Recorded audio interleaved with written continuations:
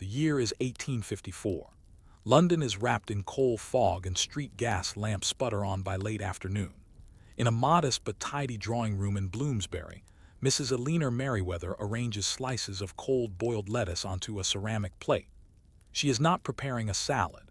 Instead, she will press the vegetable compress against her temples before bed, a recommended remedy from her physician, one Dr. Biddlecombe of the Royal Society's lesser-known wing on curiosities of nerve fatigue. Eleanor is not alone. In mid-19th century England, insomnia was seen as a modern malady.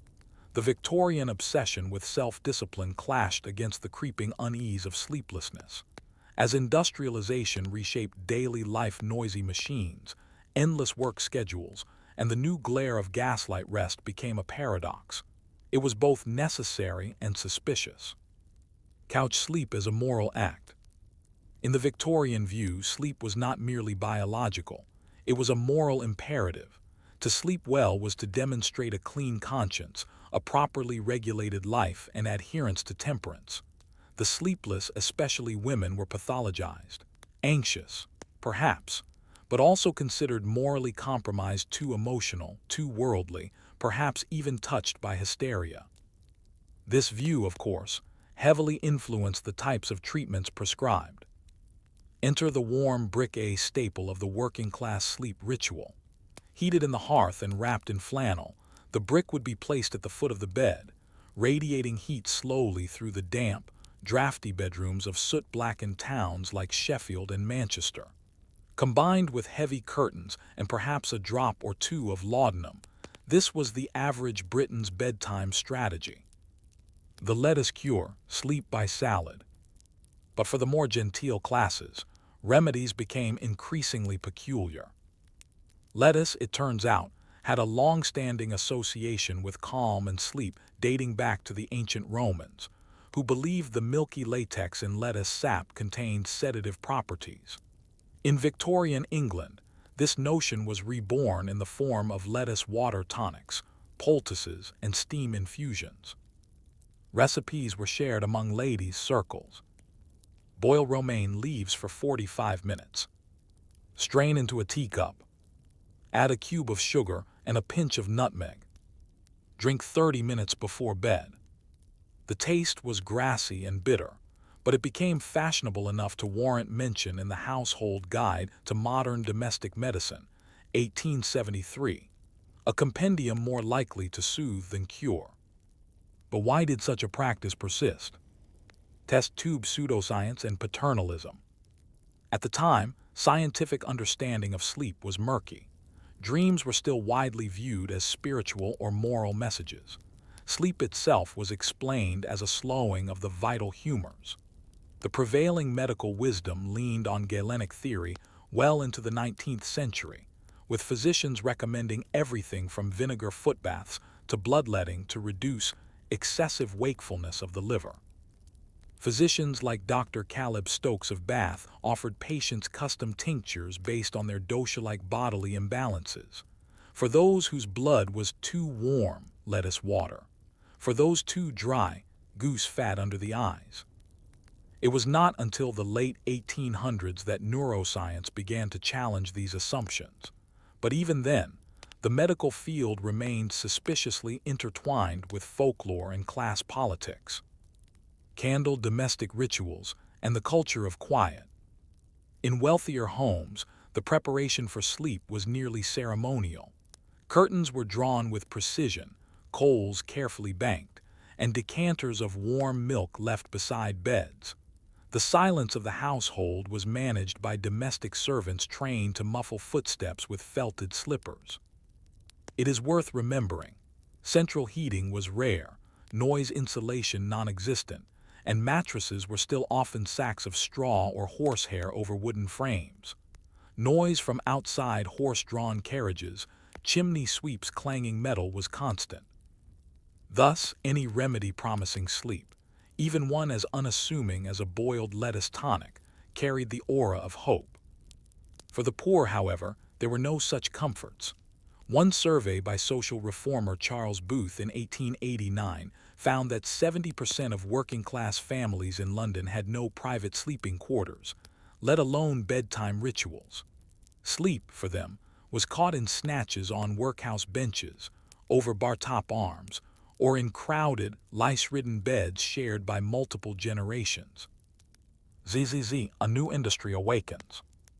By the 1860s, sleeplessness had become profitable. London chemists stocked sleeping draughts with vague and often dangerous ingredients, opium, ether, and chloral hydrate among them.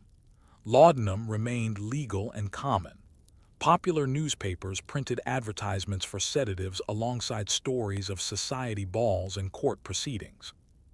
One particularly memorable ad from 1867 promised a gentle descent into oblivion with Dr. Trenham's nightly elixir. The elixir contained tincture of lettuce, valerian root, morphine, and alcohol. Even furniture makers joined in.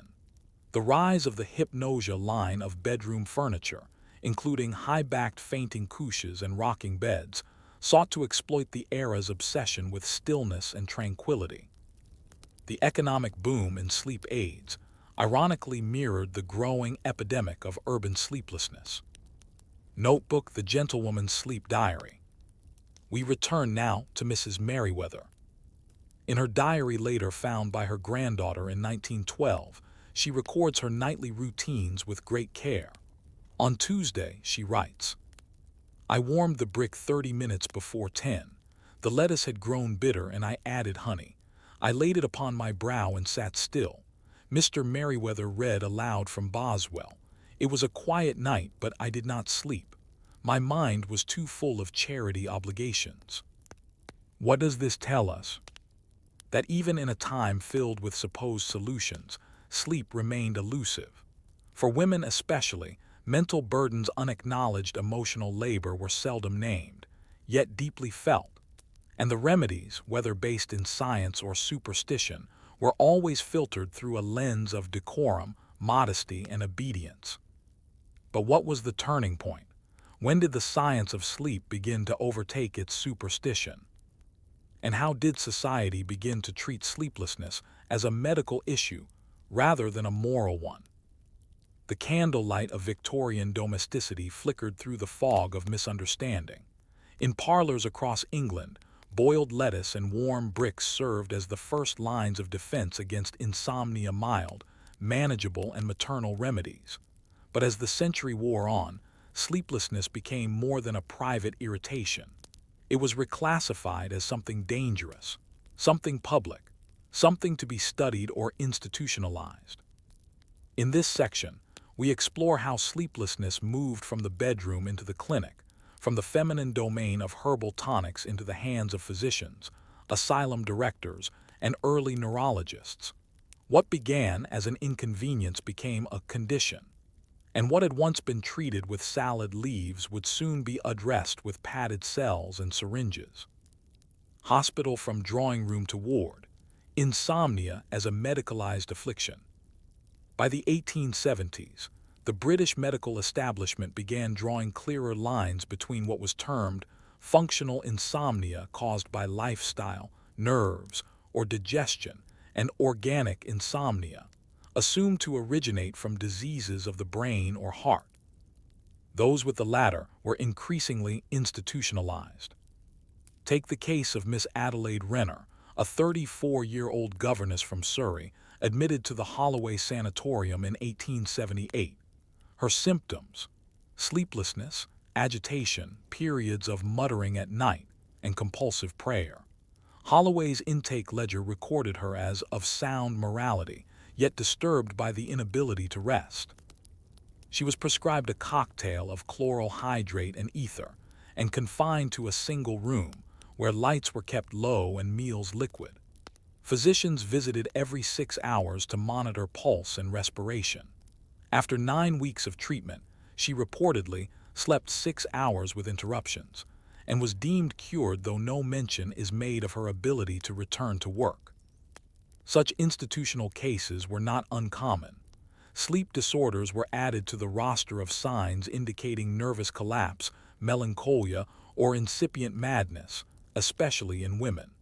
But even for men, chronic sleeplessness carried a reputational cost. Brain, the birth of the neurological explanation. Alongside asylums, neurology was developing as a distinct branch of medicine. Where Galenic and humoral models had once dominated, 19th-century neurologists were beginning to describe the brain as a machine, an electrical organ with circuits, breakdowns, and fatigue. The idea of cerebral exhaustion became popular. If the brain was overworked by reading, conversation, or even thought, it could become incapable of rest. This wasn't simply poetic metaphor. Doctors like Dr. William Hammond in New York and Sir James Crichton Browne in England argued that insomnia was a symptom of broader neurological wear. Interestingly, some recommended complete sensory deprivation to restore mental quiet, darkened rooms, silent meals, no conversation.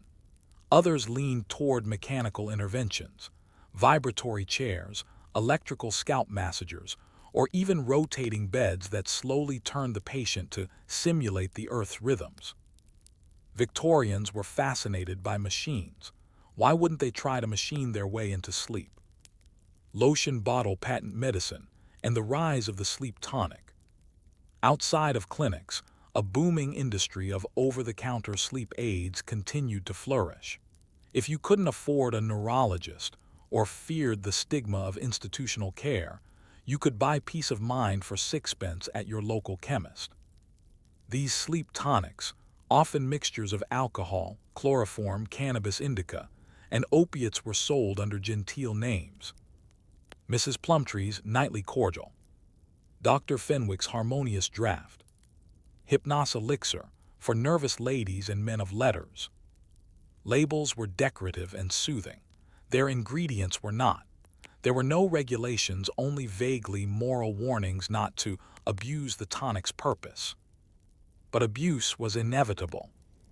Reports from temperance societies in the 1880s noted the growing phenomenon of laudanum ladies, middle and upper-class women addicted to opioid-based tonics taken not for euphoria, but for sleep. Even Thomas de Quincey, famous for Confessions of an English Opium Eater, observed that addiction often began with a noble purpose: rest, not escapism. Many took laudanum with the sincere aim of improving their moral and physical constitution. In doing so, they blurred the lines between self-care and dependency.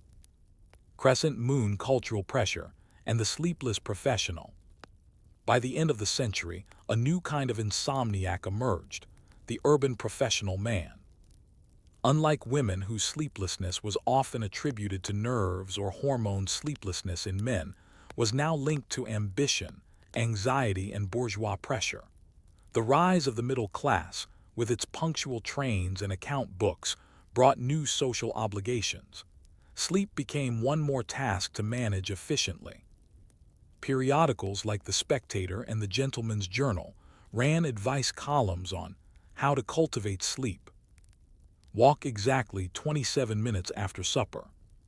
Do not read novels past 9. Avoid political discussion at the club after dusk. Wear flannel undergarments at all times. These may sound ridiculous now, but the anxiety was real. Missing a good night's sleep threatened productivity, masculinity, and status. Interestingly, this fed back into the marketplace. Now men's sleep products began appearing. Sleep chairs upholstered in leather, gentlemen's nightcaps lined with silk, herbal cigars for bedtime. You could sleep like a baron, or at least look like one while trying. Books. The Victorian sleep manual craze.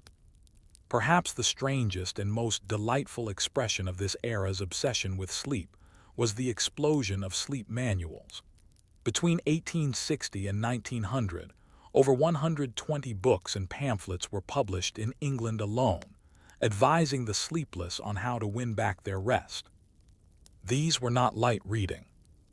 One, titled Slumber Secured Through Habits of the Colon, argued that good digestion alone controlled restfulness. Another, The Philosophy of Repose, suggested a mental rehearsal of yawning to trick the brain into compliance. Some took a spiritual tone. Night as the hour of God, for instance, posited that sleeplessness was a form of divine testing.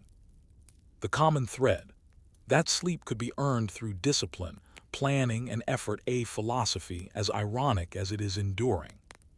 Sleep furniture and the architecture of stillness. Meanwhile, designers attempted to architect sleep.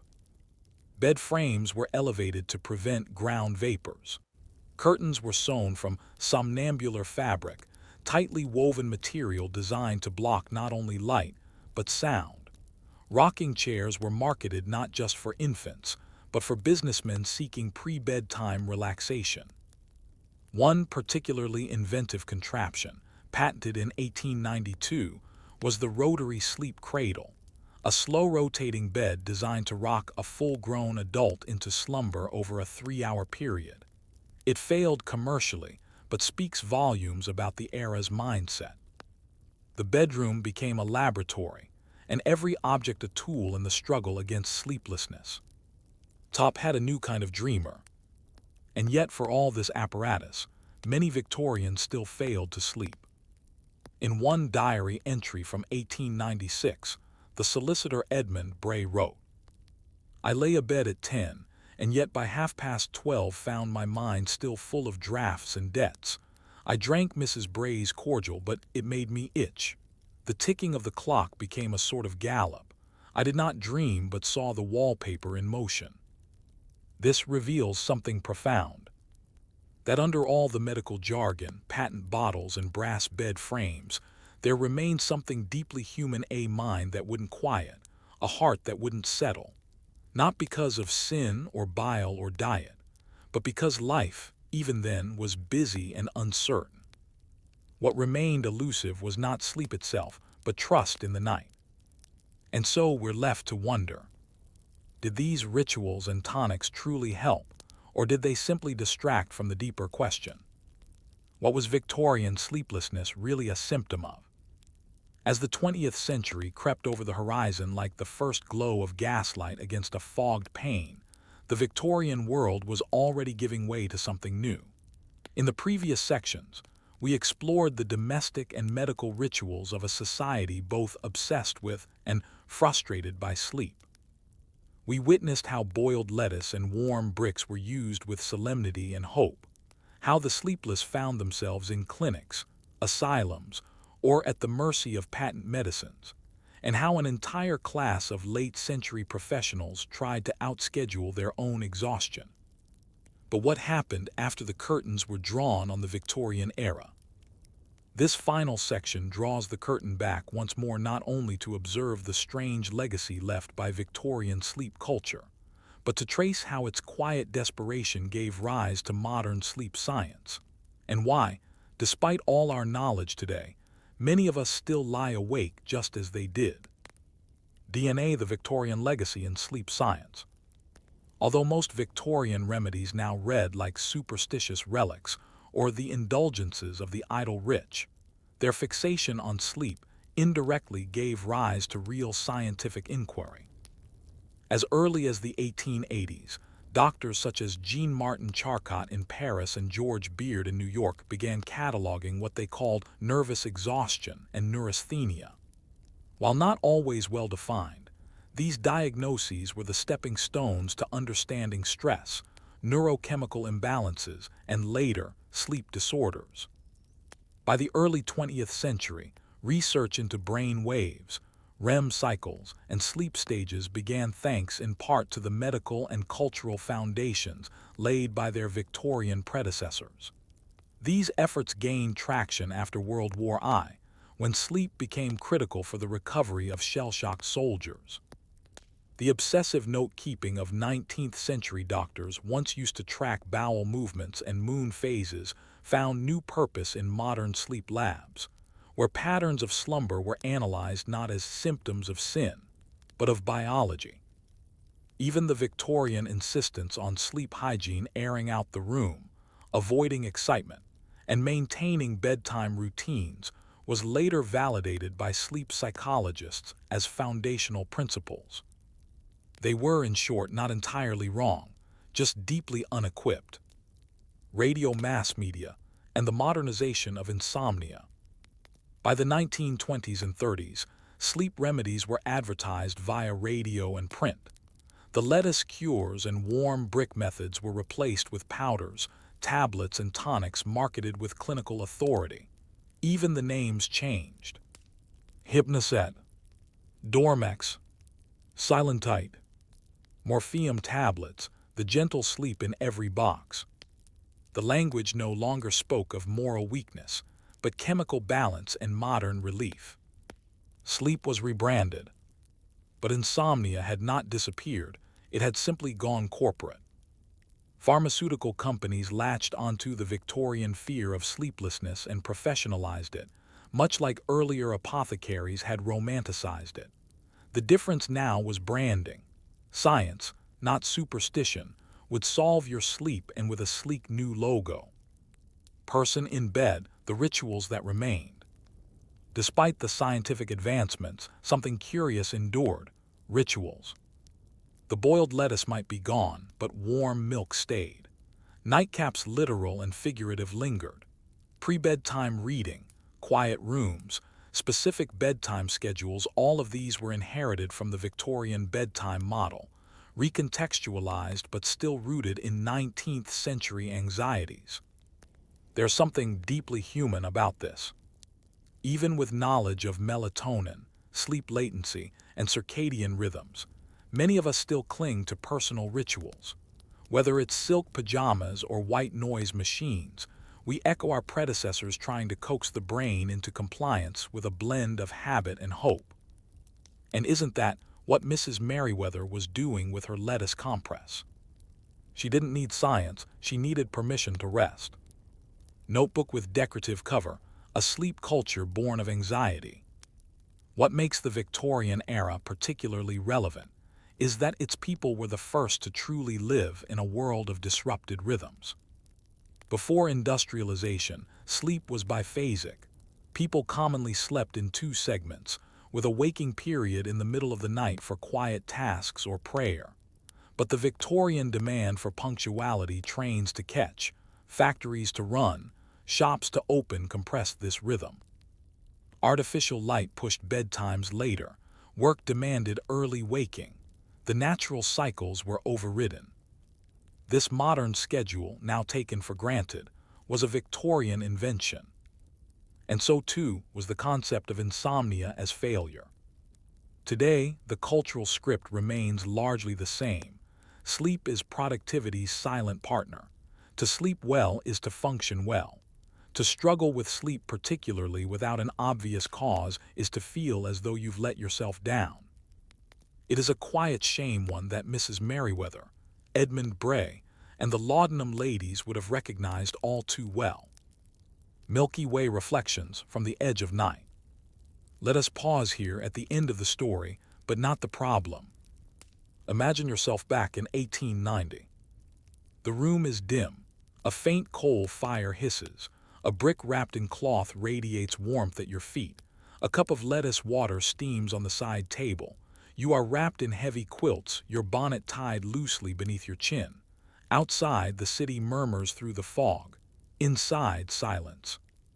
But your thoughts, they rattle on. It is not unlike today, is it? Your mattress is firmer.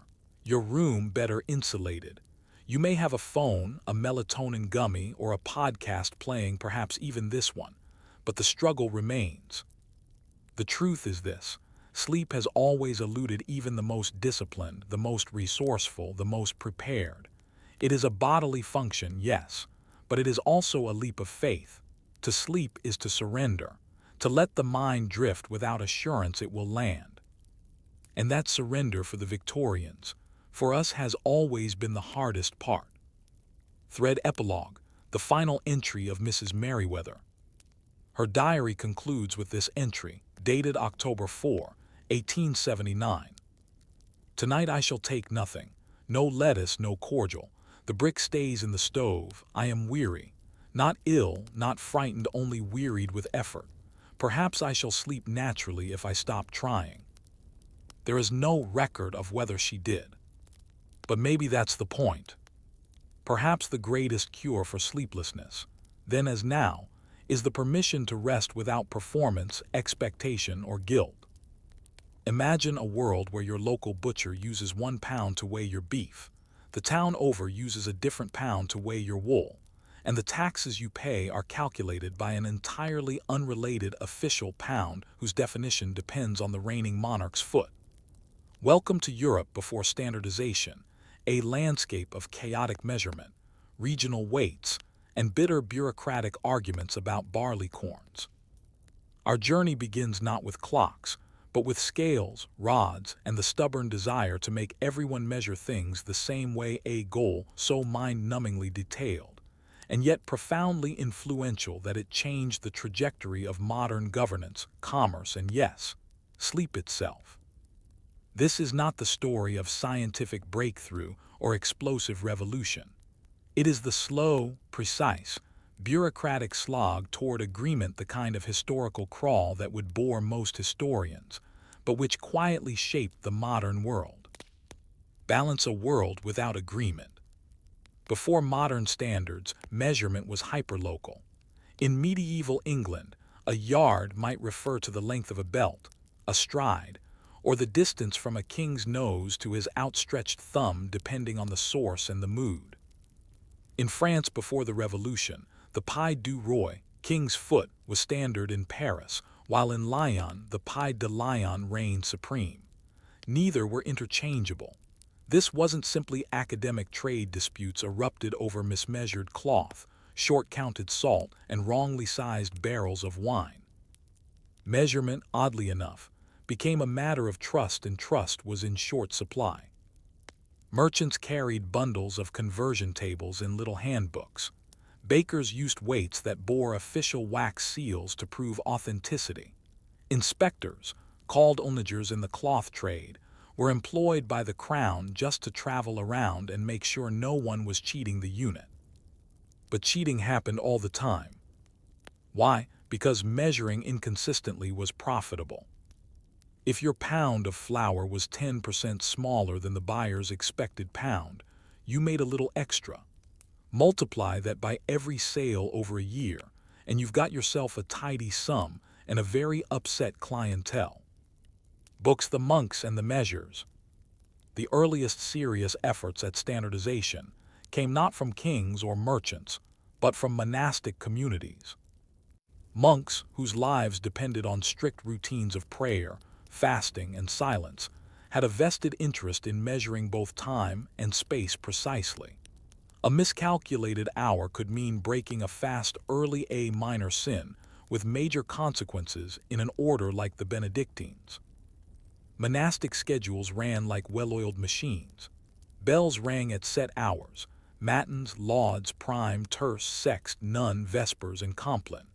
To ensure consistency, monasteries employed horologists not to make clocks but to manage time through observation and ritual. They tracked sun movement, water flow, and later, rudimentary mechanical clocks. This quiet, repetitive attention to time and volume helped lay the groundwork for later national efforts. If a monk could measure 6 ounces of bread for the midday meal without divine confusion, surely a merchant could be expected to do the same. Bricks, the seeds of standardization. In the 13th century, King Edward I of England issued one of the first major royal proclamations on measurement, the Assize of Weights and Measures. It attempted to standardize the yard, the pound, the gallon, the bushel. How? By linking them to physical objects. For example, the yard was the length of a rod kept at the exchequer. The pound was defined by a certain number of grains of wheat grown in the middle of the ear, dried and arranged end to end. This seems quaint, but it was the beginning of object-based standards, keeping a master version of a measure in a safe location and copying it out to local officials. A sort of pre-industrial USB drive of standardization. But problems emerged quickly. What if the rod warped over time? What if the grains of wheat were contaminated? What if the exchequer lost its reference objects, which happened more than once? And so began the long march of history's most boring but important project, deciding on one version of every measurement and making it last forever. France vive la mesure, revolutionary France and the birth of the metric system. The French Revolution, in all its chaotic glory, gave us more than guillotines and sans-culottes. It also gave us the metric system. Why? Because the revolutionaries saw local measures as a tool of aristocratic oppression. Peasants were often shortchanged at market because their lord's cubit didn't match the city's toys.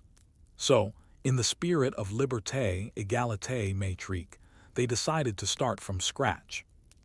In 1790, the French Academy of Sciences proposed a system of measurement based on nature, no more barleycorns or king's feet. The meter would be defined as 1/10,000,000th of the distance from the North Pole to the equator, measured along the meridian that runs through Paris. This was both radical and absurdly precise. To accomplish it, two surveyors, D'Alembert and Machen, were sent to measure the arc of the meridian by foot through war-torn France, into Spain, up mountains, through plagued towns. They nearly died. It took 7 years. The result? A platinum bar, the meter prototype, was forged in 1799 and stored in a climate-controlled vault in Paris. From there, kilograms, liters, and seconds followed. Most nations rolled their eyes at first, England especially, but over the next 2 centuries, the metric system spread across the globe like a slow, deliberate tide. Not because it was exciting, but because it worked. Classical, the International Bureau of Weights and Measures, BIPM. By the late 19th century, governments realized that having national standards wasn't enough. Trade was international now. Telegraphs sent prices across oceans. Grain, textiles, and steel were bought and sold across borders. Everyone had to agree. So in 1875, representatives from 17 nations met in Paris and signed the Meter Convention, establishing the Bureau International des Poids et Mesures, BIPM. Headquartered at Sèvres, outside Paris, the BIPM became the arbiter of all standards. It housed the official International Prototype Kilogram, IPK, and International Prototype Meter, IPM, shiny, silent cylinders stored under triple bell jars in temperature and humidity-controlled vaults. Every few years, officials from around the world made pilgrimages to compare their own national prototypes to the originals, a sort of secular relic viewing for the modern age. Even today, Sèvres is one of the most quietly important places on Earth. It holds the literal standard of mass and distance. Every scale, ruler, and tape measure in the world ultimately descends from those dull, carefully measured prototypes. Mantelpiece time itself gets regulated. While distance and weight found their home in Sèvres, time presented a different challenge. Time moved, time varied, time confused even the most disciplined mind. Before standardization, local time was based on solar noon when the sun hit its highest point in the sky. That meant every town had its own time. Noon in Bristol was 10 minutes behind noon in London. This wasn't a problem until railways came along. Trains needed synchronized schedules to avoid accidents.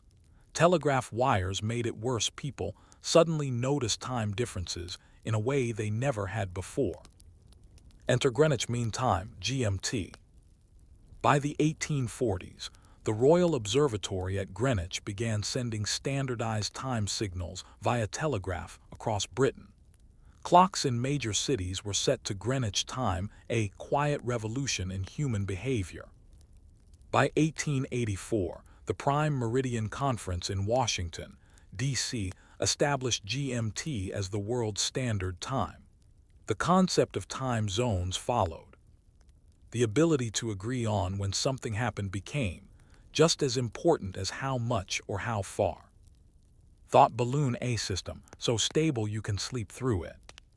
Today, the work of the Bureau of Weights and Measures is nearly invisible, and that's the point. Its job is to disappear into reliability. We take for granted that a liter of water in Tokyo weighs the same as a liter in Nairobi. That 1 meter is 1 meter everywhere. That when your flight says it departs at 15:00 GMT plus 2, it actually means something. This global agreement is one of the most boring, stable, and profound achievements in human history. It didn't happen overnight. It took wars, revolutions, survey teams, platinum rods, and entire bureaucracies. All so that you could buy a pound of flour and know without thinking what that pound means. But what happens when standards change, or worse, when they no longer work? In the still, climate-controlled vaults of Sèvres just outside Paris sits a dull gray cylinder. It looks unremarkable about the size of a plum pudding, but for more than a century it defined mass for the entire world. This was the International Prototype Kilogram, IPK, lovingly referred to as Le Grand K. Forged from a platinum-iridium alloy in 1889, it was meant to be eternal, unchanging, incorruptible. And yet, over the course of the 20th century, Le Grand K began to lose weight. Ever so slightly, just a few micrograms, but it was enough to unsettle scientists, philosophers, and trade officials alike. How could the one object meant to define stability fail to remain stable? In this section, we explore the curious fragility of even the most precise standards, and how that realization birthed a new era of digital certainty. Atomic clocks, quantum definitions, and the shifting foundation beneath our supposedly solid modern world. Balance the problem with physical standards. For over 100 years, the entire metric system was tethered to one physical object. The kilogram in your grocery store, the calibration weights at your hospital, and the postage scale at your local post office all traced their lineage back to Le Grand K. There were official sister copies distributed to various countries, and regular weighing ceremonies were held to make sure none had drifted too far from the original. Gloves were worn, humidity was controlled, dust was feared. Still, drift happened. By the 1990s, scientists realized the IPK had become lighter than its copies. No one could say why. Was it losing atoms, gaining contaminants? Was air slowly reacting with its surface? The problem was philosophical as well as practical. If your reference point moves, what do you measure against? Imagine if the official meter bar grew longer every year. You'd never notice until you started building bridges that didn't quite connect. This is the tyranny of a single point of truth. When it changes, everything changes. Test tube a new definition. The kilogram reimagined. By the early 2000s, the metrology community decided it was time to abandon the physical kilogram. The solution was as elegant as it was abstract. In 2019, the kilogram was officially redefined not by an object, but by a fundamental constant of nature. The Planck constant, denoted as h, which connects energy and frequency at the quantum scale. The new kilogram now exists not in metal, but in mathematical certainty, derived through a machine called the Kibble balance, an impossibly precise device that compares mechanical power with electromagnetic energy. It doesn't rust, it doesn't gather dust, it doesn't sit in a vault, it lives in equations and experiments forever reproducible. And yet something was lost. With the retirement of Le Grand K, the world said goodbye to the last physical artifact that served as a direct global standard. Now, the very foundations of measurement are invisible. They exist only as ideas. Mantelpiece time gets weirder, from sundials to cesium. If redefining mass was hard, time posed even greater challenges. For thousands of years, we trusted the sky to define time, the sun's arc, the moon's phases, the seasons. But celestial time was messy. Days varied slightly in length. Earth's rotation wasn't perfectly smooth. It slowed down, wobbled, fluctuated. So in 1967, the definition of the second was severed from the Earth entirely. The new reference, the vibration of a cesium-133 atom, more precisely. 9,192,630, 1,770. Transitions between energy states of cesium define 1 second. Let that sink in. Time is now measured not by planets, but by atoms flickering in climate-controlled boxes. These devices' atomic clocks keep time so precisely that they would drift by less than 1 second in 300 million years. Today, atomic clocks govern everything from GPS satellites to the internet to stock exchanges. Without them, your phone wouldn't know what time it is. Your bank transfers wouldn't clear. Trains and planes wouldn't run on schedule. We live in a society that depends on time so accurate, it surpasses human perception. And yet we rarely notice. Globe showing Europe-Africa Coordinated Universal Time, UTC, a global agreement on the present. Atomic clocks were a scientific marvel, but they introduced a new problem. Atomic time is perfectly consistent, Earth time is not. Because Earth's rotation slows due to tidal friction, astronomical time drifts from atomic time by a few milliseconds each year. To reconcile the two, we invented leap seconds. Since 1972, the world's clocks have been adjusted by adding leap seconds to keep atomic time in sync with Earth's irregular wobble. These moments are strange. At 23:59:59 UTC, the clock rolls over not to 00:00:00, but to 23:59, 60 a second that officially exists but feels imaginary. Their rare only 27 leap seconds have been added since the system began, but disruptive. Software doesn't like 61-second minutes, computers freeze, stock markets hiccup. Ironically, the more precisely we measure time, the more we realize nature doesn't cooperate. And so we patch it one awkward second at a time. Bricks measurement as infrastructure. All this from Lagrange K to leap seconds reminds us that measurement is infrastructure. Not visible but essential, like plumbing. You only notice it when it breaks. A millimeter too short on a machine part and a rocket explodes. A microgram of error in a drug dose, and the effect is catastrophic. A microsecond delay in a GPS signal, and your car thinks you're in the river instead of the road. Precision isn't just pedantic, it's protective. And yet it comes at a cost. As measurements become more abstract, fewer people understand them. The kilogram is now defined by quantum physics, the second by cesium atoms, the meter by the speed of light. We've traded familiarity for fidelity, and with that trade, something quietly slipped away, the sense that we can touch the standard. We used to measure things with sticks and scales. Now we measure them with invisible constants. And yet, the need to agree to share certainty is greater than ever. So what does this have to do with sleep? It's a fair question. All this bureaucracy, all this science, how does it tie back to something as intimate and irrational as slumber? The answer lies in rhythm. Sleep is governed by circadian cycles, 24-hour rhythms tuned to light, temperature, and time. Our bodies rise and fall to the clock's beat. But that beat used to be local. The sun set when it set, noon arrived when shadows aligned, sleep followed when candles guttered out. Now we live by globalized time, standardized, split into zones, synchronized by atomic pulses and networked servers. Your bedtime might be decided not by tiredness, but by a calendar invite sent across 4 time zones.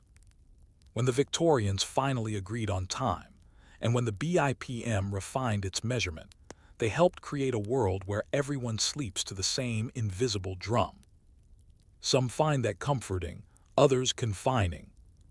But what happens when this standardized time, so carefully preserved, begins to shift again? Is it possible we've made our world too precise for our own good? In the previous sections, we traced the slow, measured crawl of humanity toward consensus on how to weigh, how to count, and how to tell time. From barleycorns and sundials to quantum balances and cesium clocks, we built a civilization around the pursuit of precision. But here, at the quiet end of our journey, something unsettling emerges. What if the systems we created to provide stability now cause more confusion than comfort? What if the very institutions we built to establish trust are faltering not loudly, but softly, invisibly?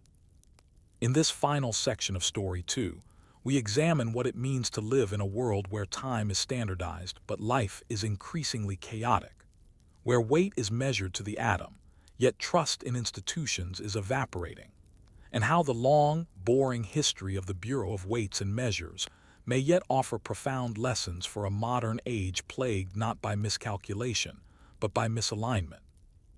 Abacus: the crisis of trust in measurement. In the 19th century, measurement meant reassurance. A merchant could point to a stamped weight and say, "This is fair. This is certified." A train could run on schedule because clocks matched.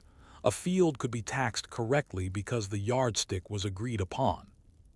But in the 21st century, people no longer see the yardstick, only the consequences of misalignment. Measurement now happens in code, in cloud servers, in lab instruments sealed away from the public eye.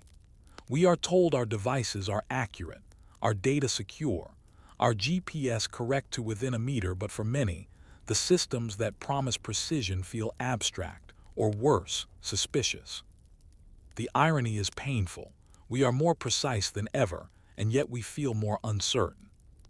Perhaps this is because measurement once offered symbolic reassurance. It was tactile, physical. You could see the weight, touch the rod, compare your own copy.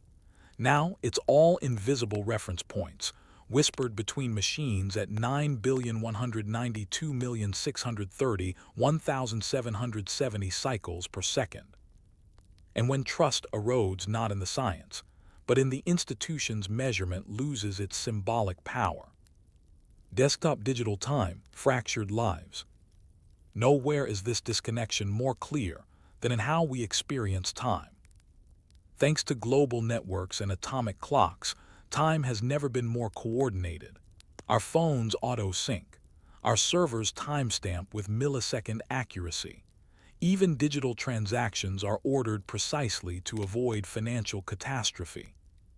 And yet we, as people, feel more out of sync than ever. The rhythms of the body do not care for coordinated universal time. Our circadian cycles clash with shift work, blue light, and jet lag. We cross time zones without rest. We scroll long after the sun has set. Our work weeks bleed into weekends, and bedtime is just another item on a checklist. We are chronically jet-lagged, even when we don't travel. Here again, the legacy of the Bureau persists, but not always for our benefit. The global standardization of time helped create modern civilization and inadvertently made it inhospitable to sleep, stillness, and slowness. Thread the paradox of precision. Let's return briefly to the kilogram. When Legrand K lost mass, scientists could measure the discrepancy to within micrograms. That's millionths of a gram, but the loss wasn't catastrophic, it was poetic. We created a perfect object, and it failed to remain perfect. And so we moved to a new system, built on constants, untouchable by dust or decay.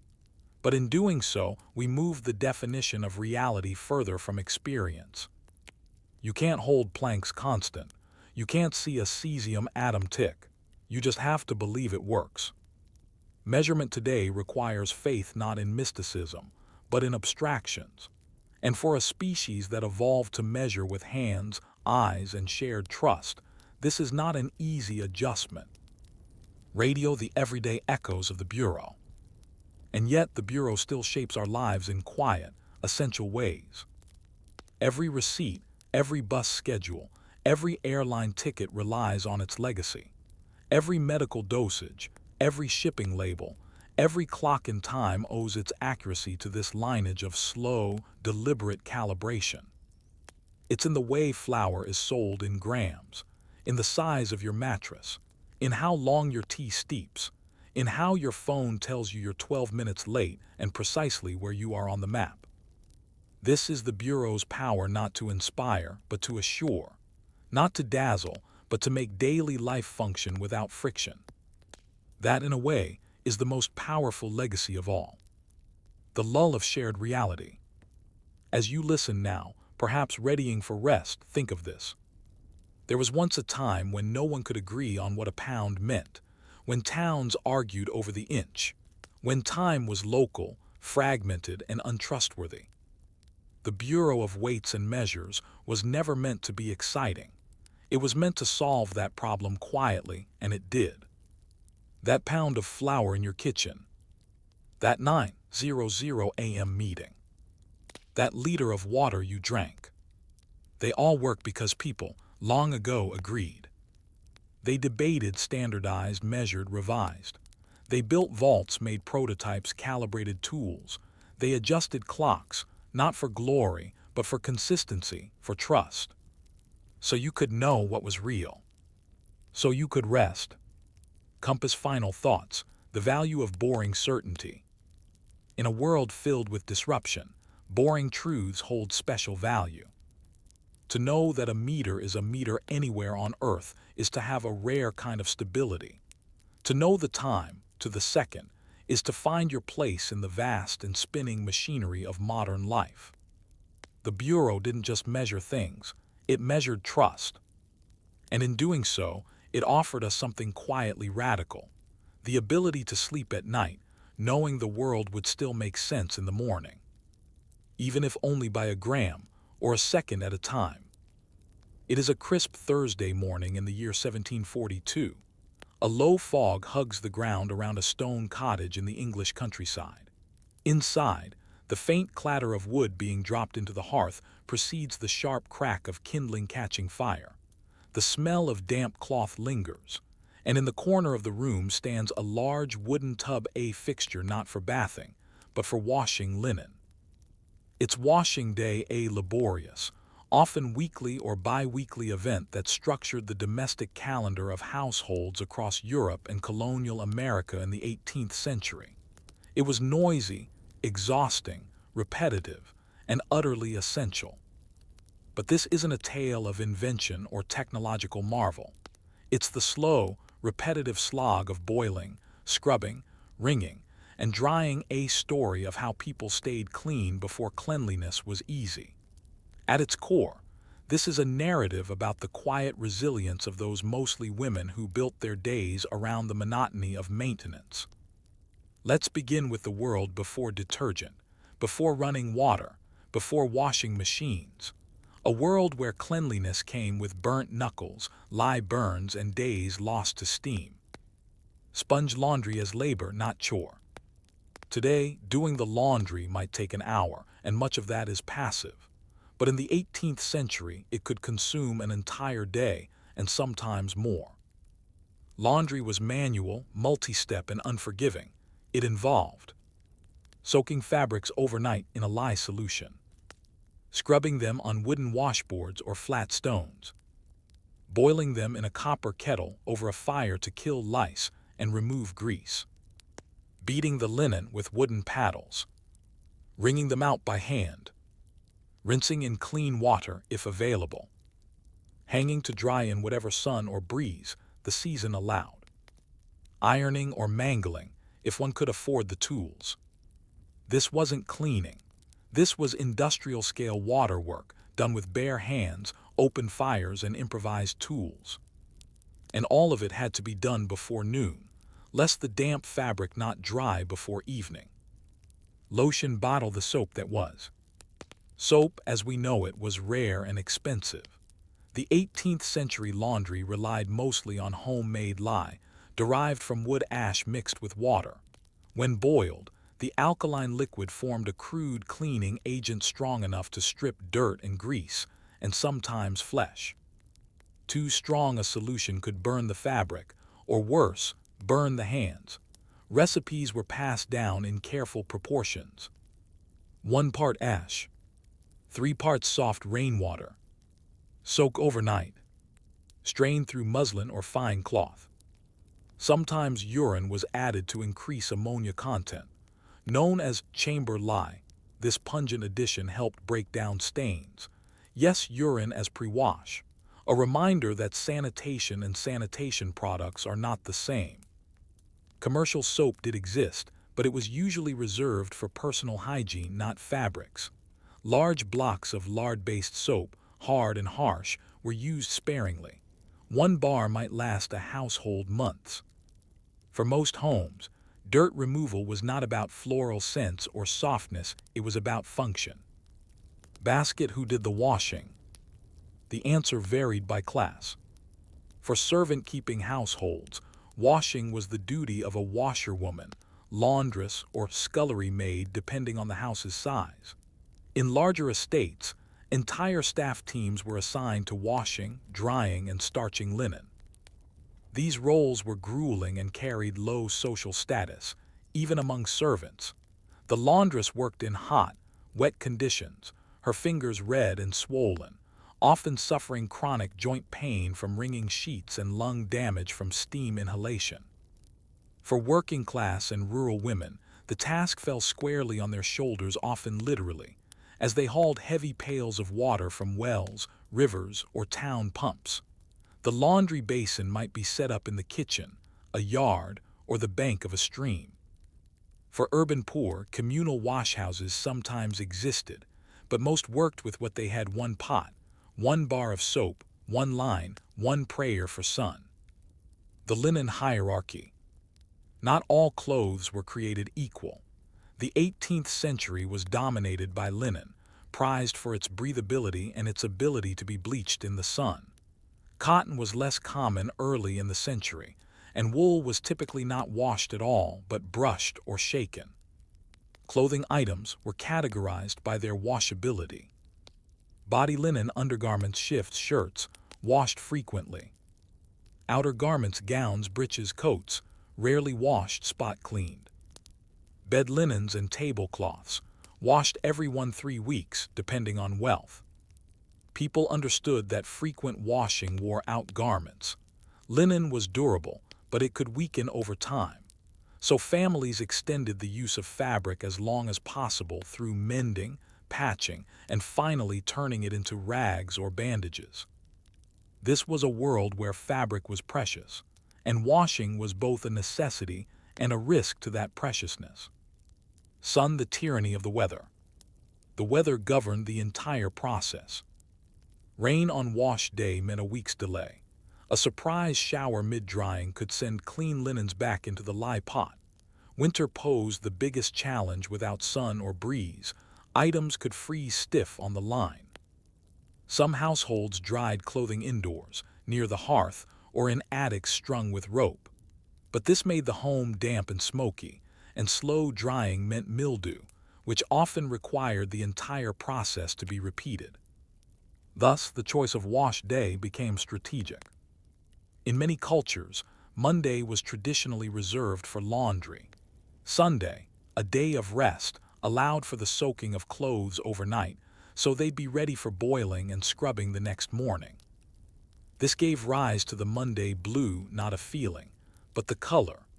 Bluing was the practice of adding a blue tint to white fabric to counteract yellowing using powdered indigo or a small muslin bag of blue dye swished through the final rinse.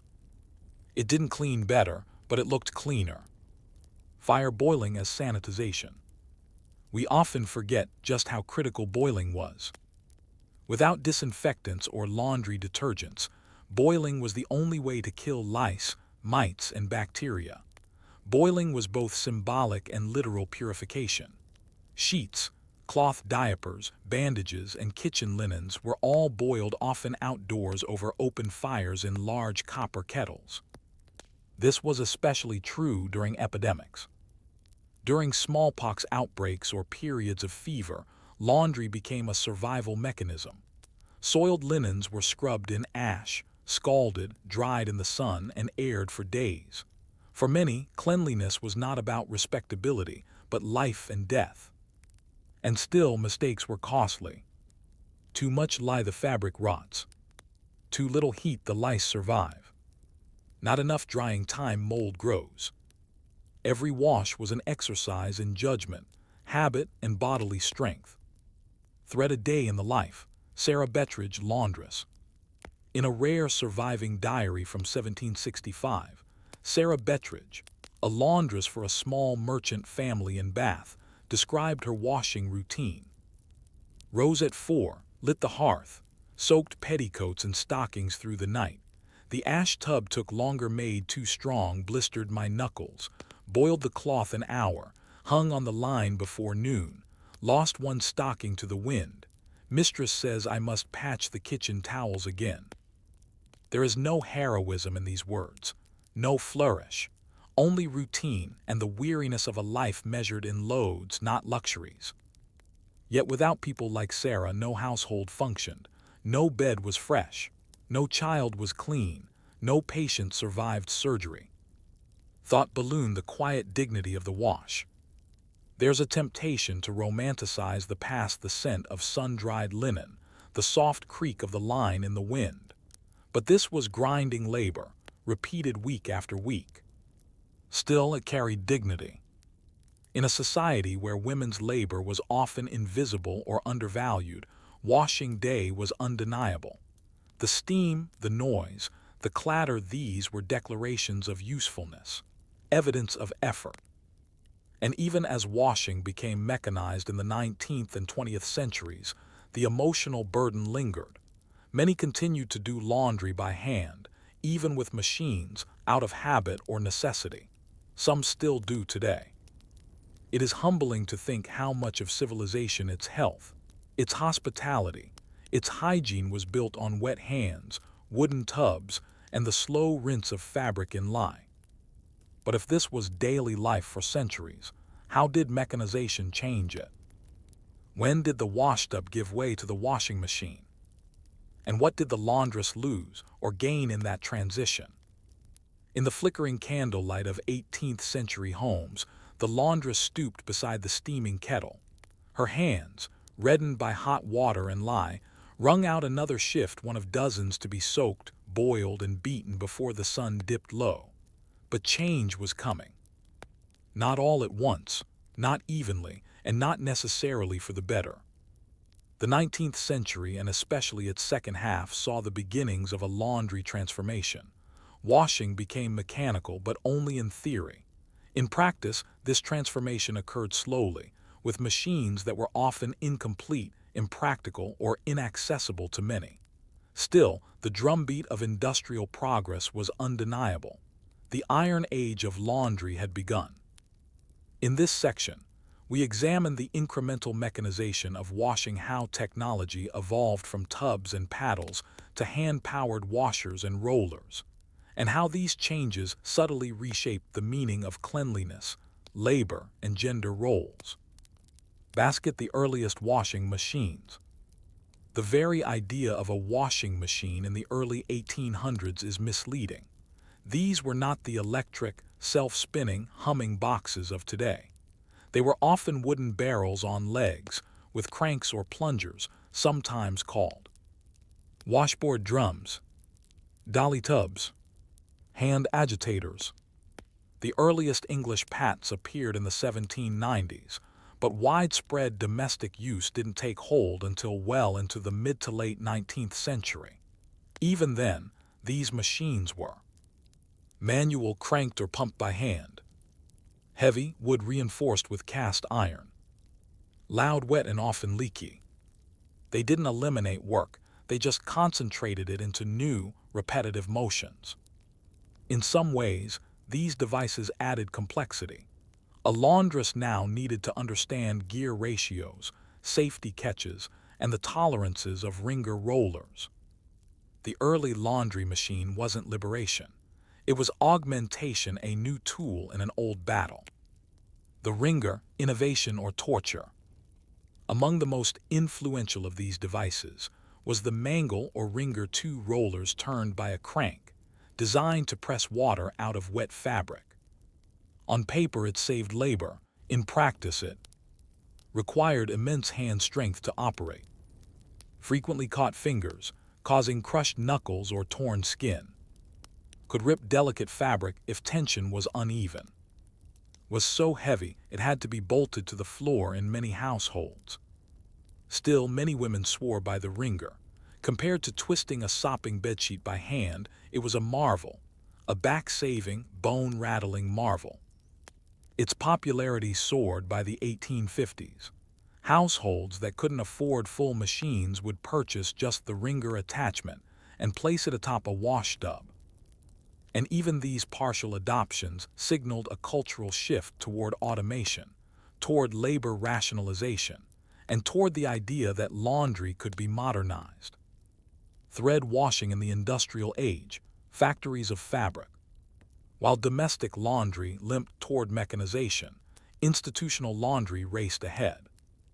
Hospitals, barracks, and large estates began building dedicated washhouses staffed by teams of washerwomen and equipped with steam-powered drum washers by the mid-19th century. These machines, precursors to the modern washer, were enormous cast-iron drums, filled manually, rotated by steam belts or cranks, emptied via spigots or scoops. Water had to be heated in external boilers. Drums had no spin cycle. Items were extracted with tongs or bare hands. Efficiency was poor by today's standards. Drying still took place on lines or racks, and ironing was manual and slow. But these washhouses were among the first to treat laundry as an industrial process, rather than a household ritual. They also became workplaces for women, albeit poorly paid and often dangerous. Soap evolves, from cauldron to chemistry. Just as washing methods were shifting, so too were cleaning agents.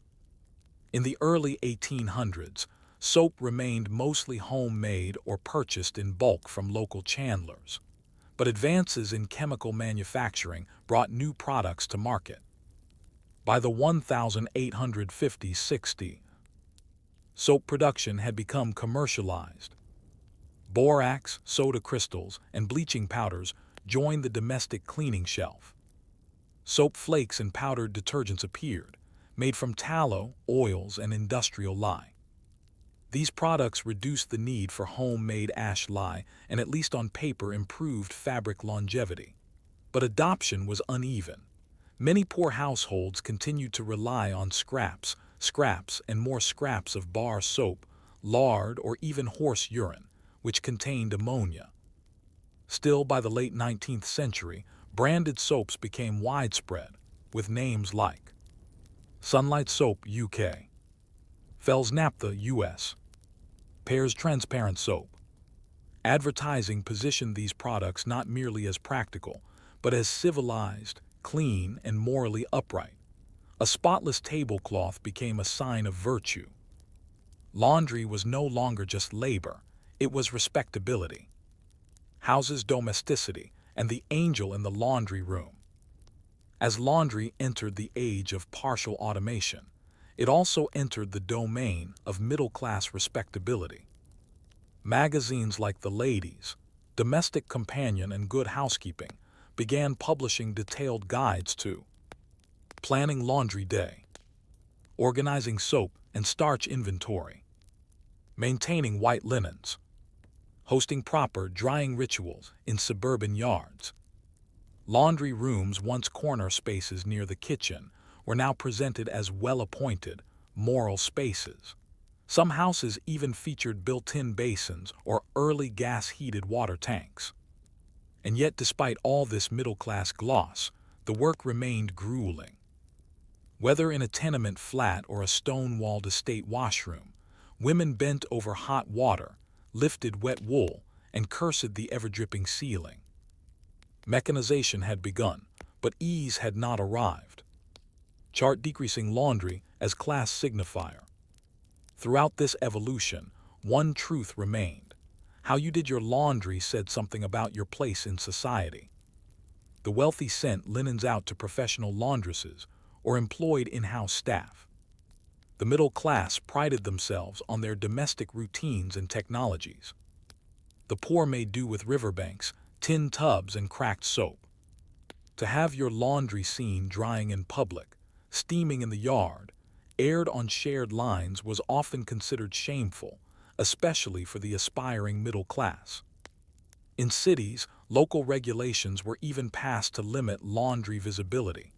No clotheslines after 10 a.m., no wet garments hanging from balconies. Cleanliness was permitted, but discreetly. Thus, laundry became part of a broader performance not just of hygiene, but of social aspiration. Wrench the mechanization that was. It's tempting to see this period as a steady march toward the electric washer, but reality was messier. Most families, even in 1890, still did laundry by hand, with only minimal mechanical help. Electricity was not yet widespread. Machines were expensive. Plumbing was inconsistent. Even in 1900, less than 10% of American households had electric power, and fewer still had indoor water heaters. The myth of the modern home would not truly begin until the interwar period of the 20th century. So for most of the 19th century, laundry remained transitional. Some technology, some convenience, but still overwhelmingly reliant on human bodies, endurance, and ritual. Thought ballooned the psychological shift. Something else was changing too subtly, invisibly. As laundry became less communal and more domesticated, it became isolating. What had once been a social task, done with neighbors by the stream, was now hidden inside the home, managed in silence. The rhythmic slap of fabric on stone was replaced with the hum of cranks and the scrape of rollers, and the shared grumbling of washerwomen gave way to private frustration behind closed doors. In mechanizing the task, society also privatized the burden. So what came next? When did electricity finally change everything? And how did laundry, once an all-day ordeal, become the push-button afterthought it is today? By the dawn of the 20th century, laundry was in limbo. The manual age of boiling pots, lye burns, and wringer-induced bruises persisted, but so too did the hum of innovation. Electricity, once a luxury, was making its cautious way into homes. Engineers and entrepreneurs saw opportunity not in spectacle, but in tedium. If you could automate the most dreaded chore in the household, perhaps you could automate them all. And so, a century defined by war, industry, and modernization would also witness the end of the traditional washing day. This final section explores how washing machines evolved from primitive prototypes into sleek domestic icons. More importantly, it reflects on what was lost and gained, as one of the oldest human rituals was turned into a mechanized afterthought. The electric revolution arrives, very slowly. The first electric washing machine was patented in the early 1900s. It was a crude, dangerous affair, essentially a washtub with a powered agitator bolted to the side. It did not drain. It did not spin. It merely churned like a spoon in porridge and then stopped. Its benefits were debatable. It saved arm movement. It consumed vast amounts of electricity. It posed a fire hazard. It often leaked or shorted out.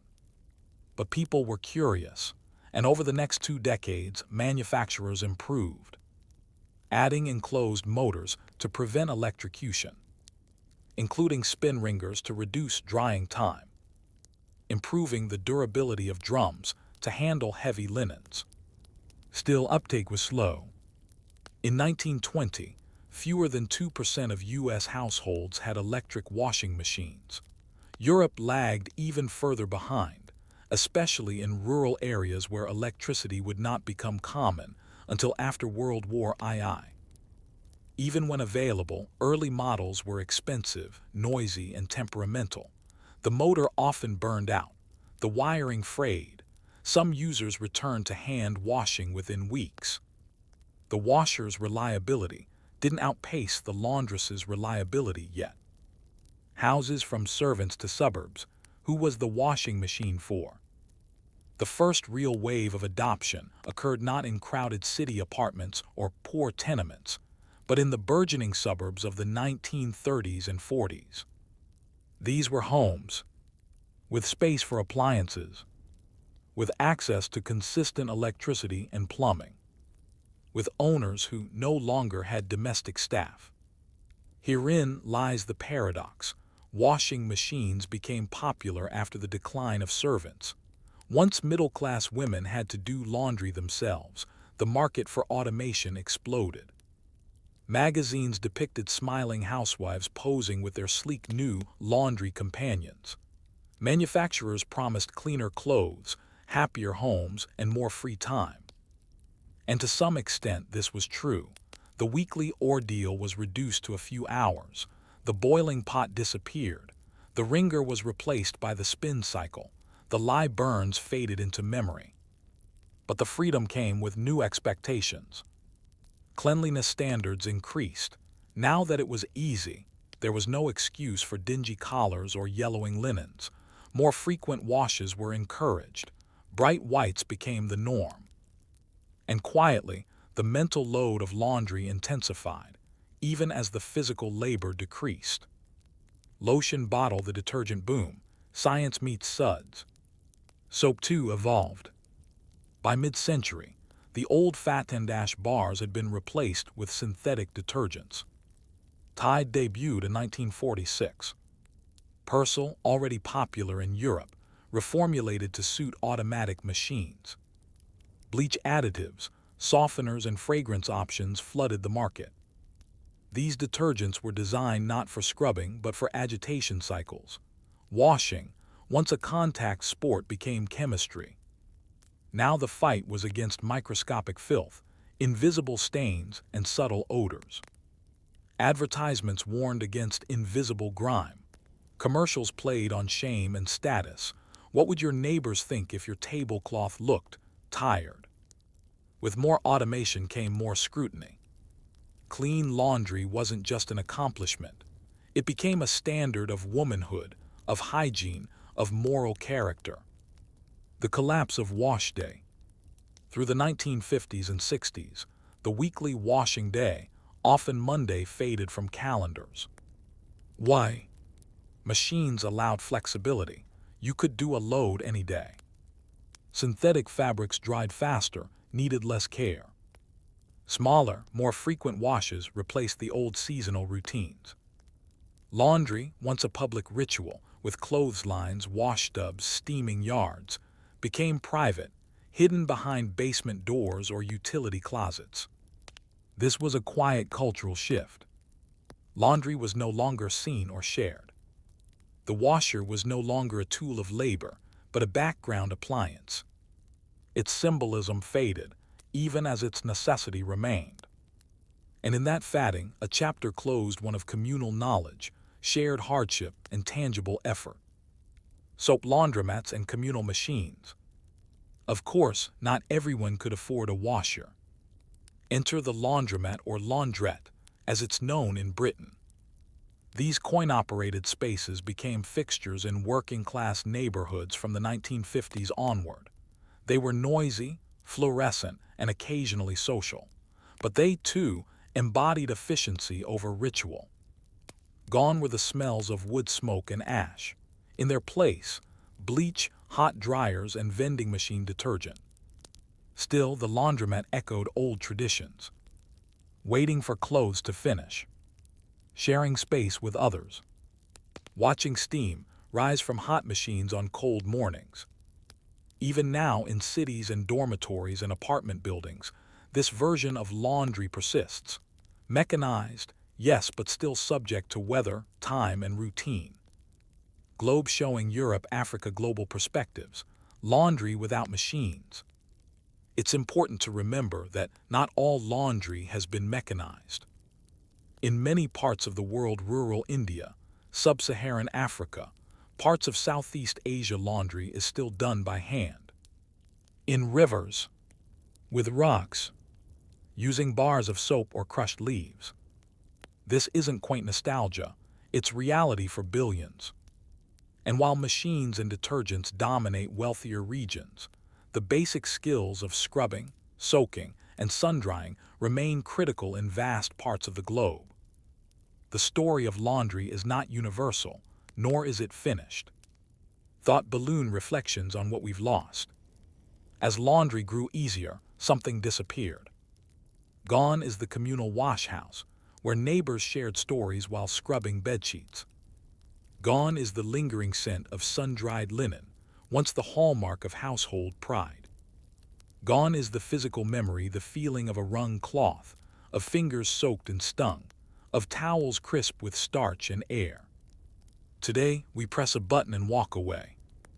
This is progress. It is also forgetting. We forget the time it once took, the skill it required, the labor it demanded, mostly from women, mostly unnoticed. And in forgetting, we risk overlooking how far we've come and how much of our comfort was built on their calloused hands. Person in bed, laundry and sleep. To return to our theme, what does laundry have to do with sleep? In centuries past, fresh linen was one of the few luxuries most people had. A clean sheet meant you had time, you had resources, you had someone who cared enough to wash your world clean. To climb into a bed of sun-dried sheets after days of grime, soot, and sweat was a gift. It was healing, it was dignity, it was rest. Today, when you change your sheets, you may not think of lie or knuckles or weather forecasts, but your comfort is woven with centuries of effort. And as you drift into sleep, know that the softness beneath you is part of a long story, not of invention, but of endurance. Picture a stretch of uneven terrain somewhere in first-century Gaul. It's not yet France, it's not even fully Roman, but Roman it soon will be, and to make it so, the surveyors have arrived. They are not soldiers nor politicians. They carry no swords.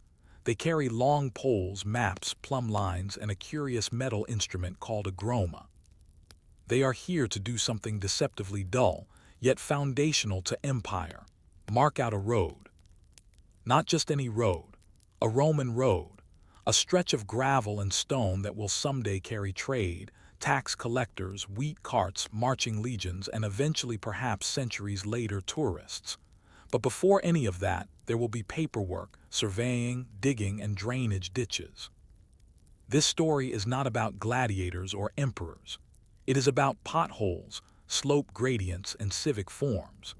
It's the story of how Rome built an empire not just with force, but with infrastructure, through men in sandals arguing over soil depth and municipal boundaries. And it all started with a plan. Classical Rome, the manager.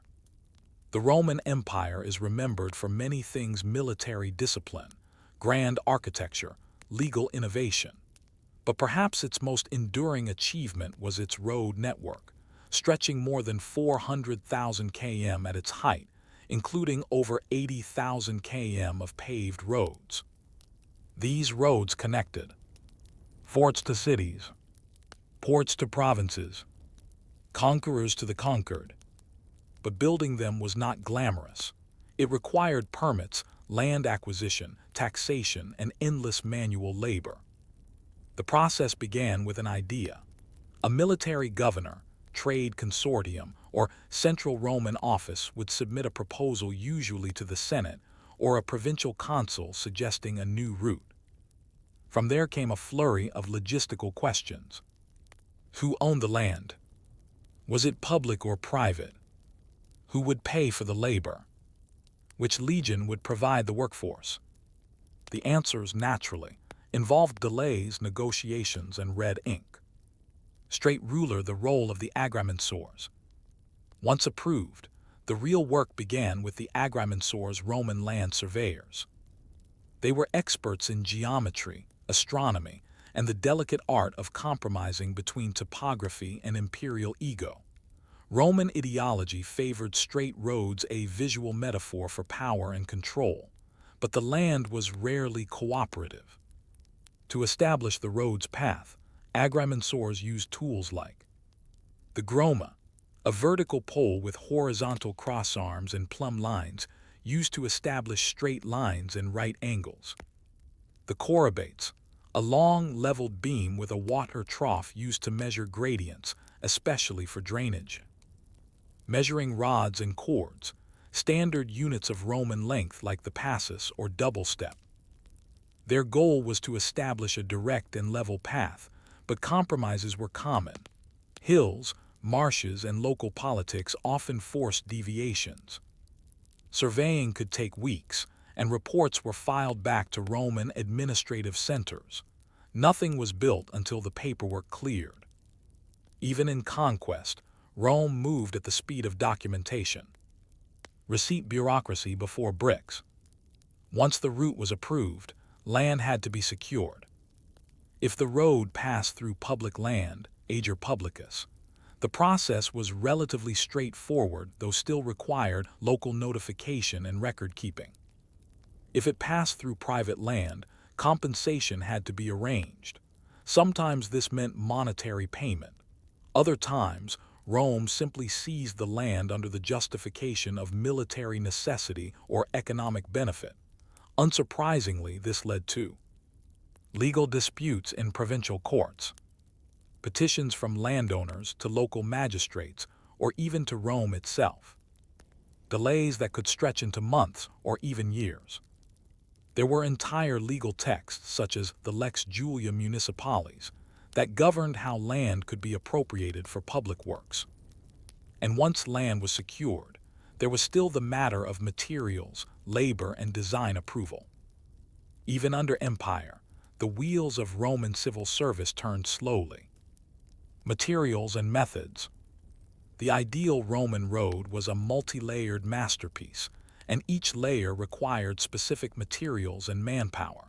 A typical road cross-section might include statumen, large stones forming the foundation; rudis, a layer of crushed stones and lime mortar; nucleus, a fine mixture of sand, gravel, and crushed pottery; summum dorsum, the paved surface, often stone slabs laid in a herringbone or tight pattern. The materials had to be sourced locally, when possible, to reduce transport costs. Approved by Roman engineers, who had standards for hardness, porosity, and fit. Tracked, logged, and budgeted. Quarries were contracted, transport routes were planned. Tools, picks, hammers, sleds were ordered in bulk. Oxen were requisitioned, and workers were divided into teams for each layer. None of this was improvised. The Romans had project foremen praefecti, construction managers, curators viarum, and inspectors censors or aediles, all tasked with ensuring quality and preventing fraud. Failure to meet standards could result in dismissal or punishment, not for soldiers, but for civilian contractors. Even in antiquity, there were audits. Bricks, who did the labor. Building a road required bodies, many of them. Depending on the region and the purpose of the road, labor could come from soldiers, particularly from legions stationed nearby. Military roads were often training exercises in disguise. Slaves, usually tasked with the hardest, dirtiest labor, digging, hauling, laying stone. Local populations, often compelled to contribute under laws of civic obligation, munera. Skilled Roman artisans, who oversaw the finishing touches, especially for roads near cities or landmarks. Work was slow, seasonal, and heavily dependent on the terrain. In rocky regions, teams could only advance a few meters per day. In flat plains, progress might be quicker unless winter rains flooded the trenches.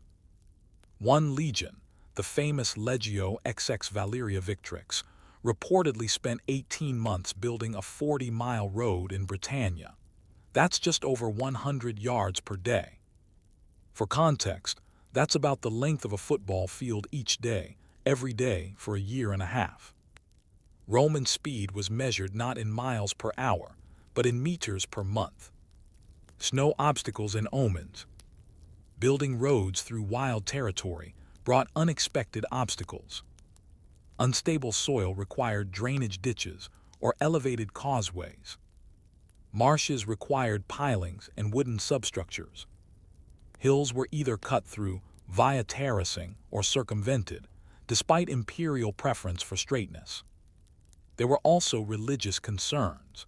Surveyors often performed rituals before beginning work, asking for divine favor or seeking signs of bad omens, lightning strikes, bird flight patterns, or even strange dreams reported by workers.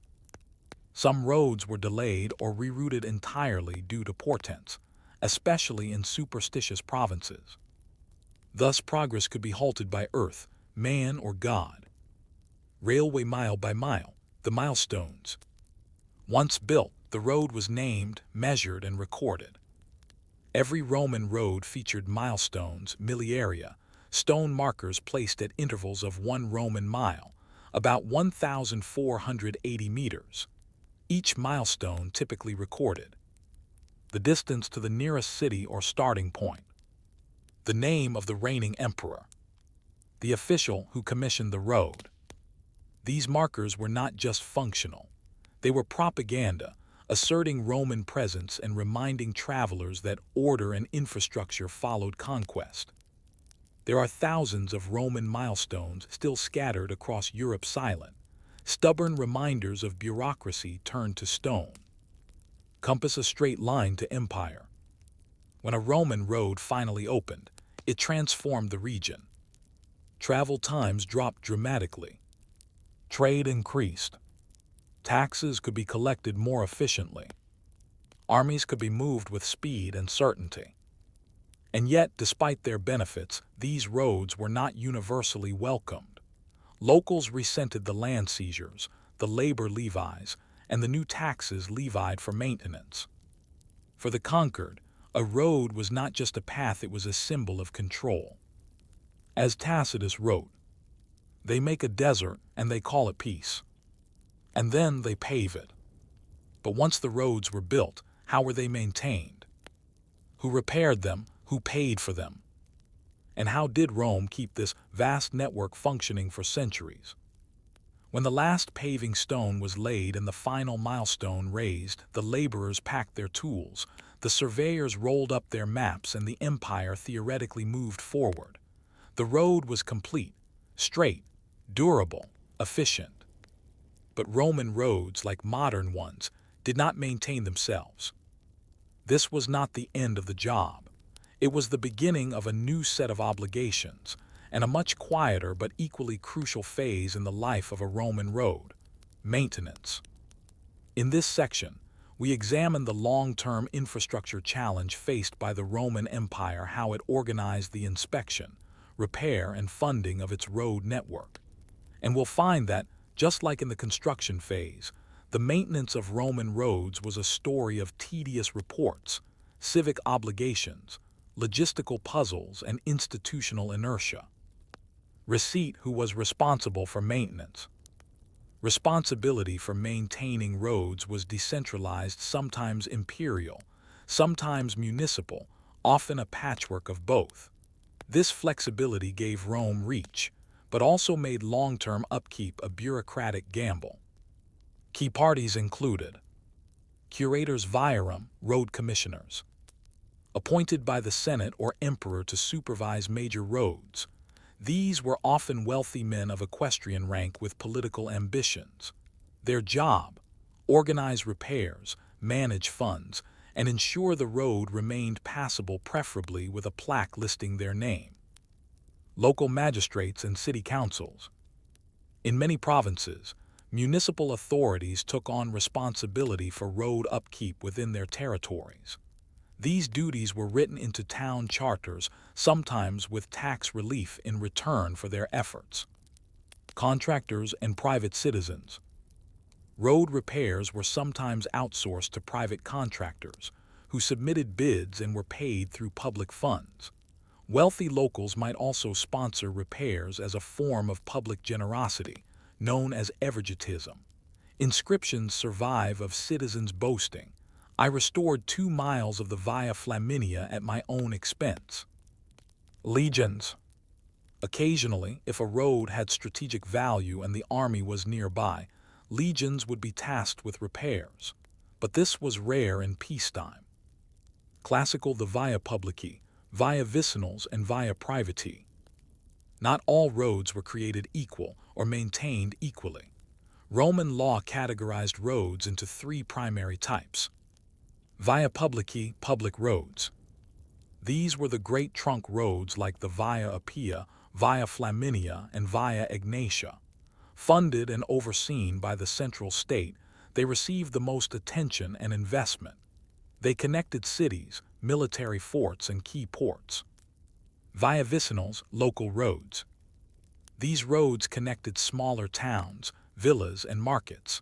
Maintenance fell to local communities or landowners. There were often levies or corvée labor. Locals had to donate workdays or money for upkeep. Via privati, private roads.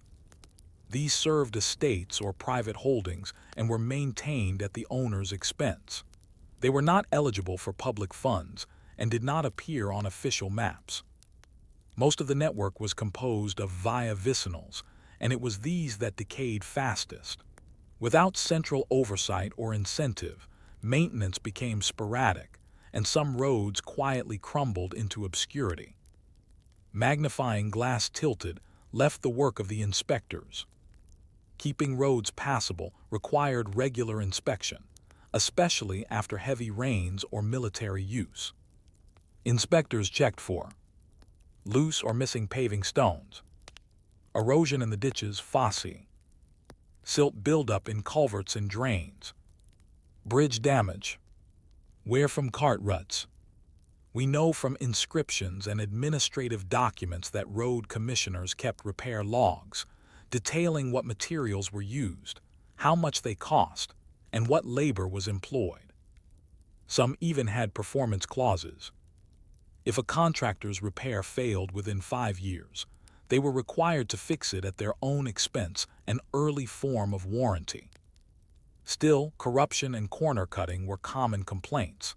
Letters from governors mention unpaved stretches, poorly maintained bridges, and villages failing to meet their obligations. Seneca once joked that it was easier to find a philosopher than a passable road in the countryside. Who paid for it all? Rome's famous roads were not free. Maintenance funding came from the aerarium, state treasury, for major roads and military routes, provincial taxes, collected from cities and landowners for local repairs, donations and endowments.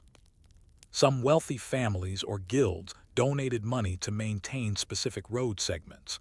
These were often commemorated with inscribed markers or statues along the road. Toll stations.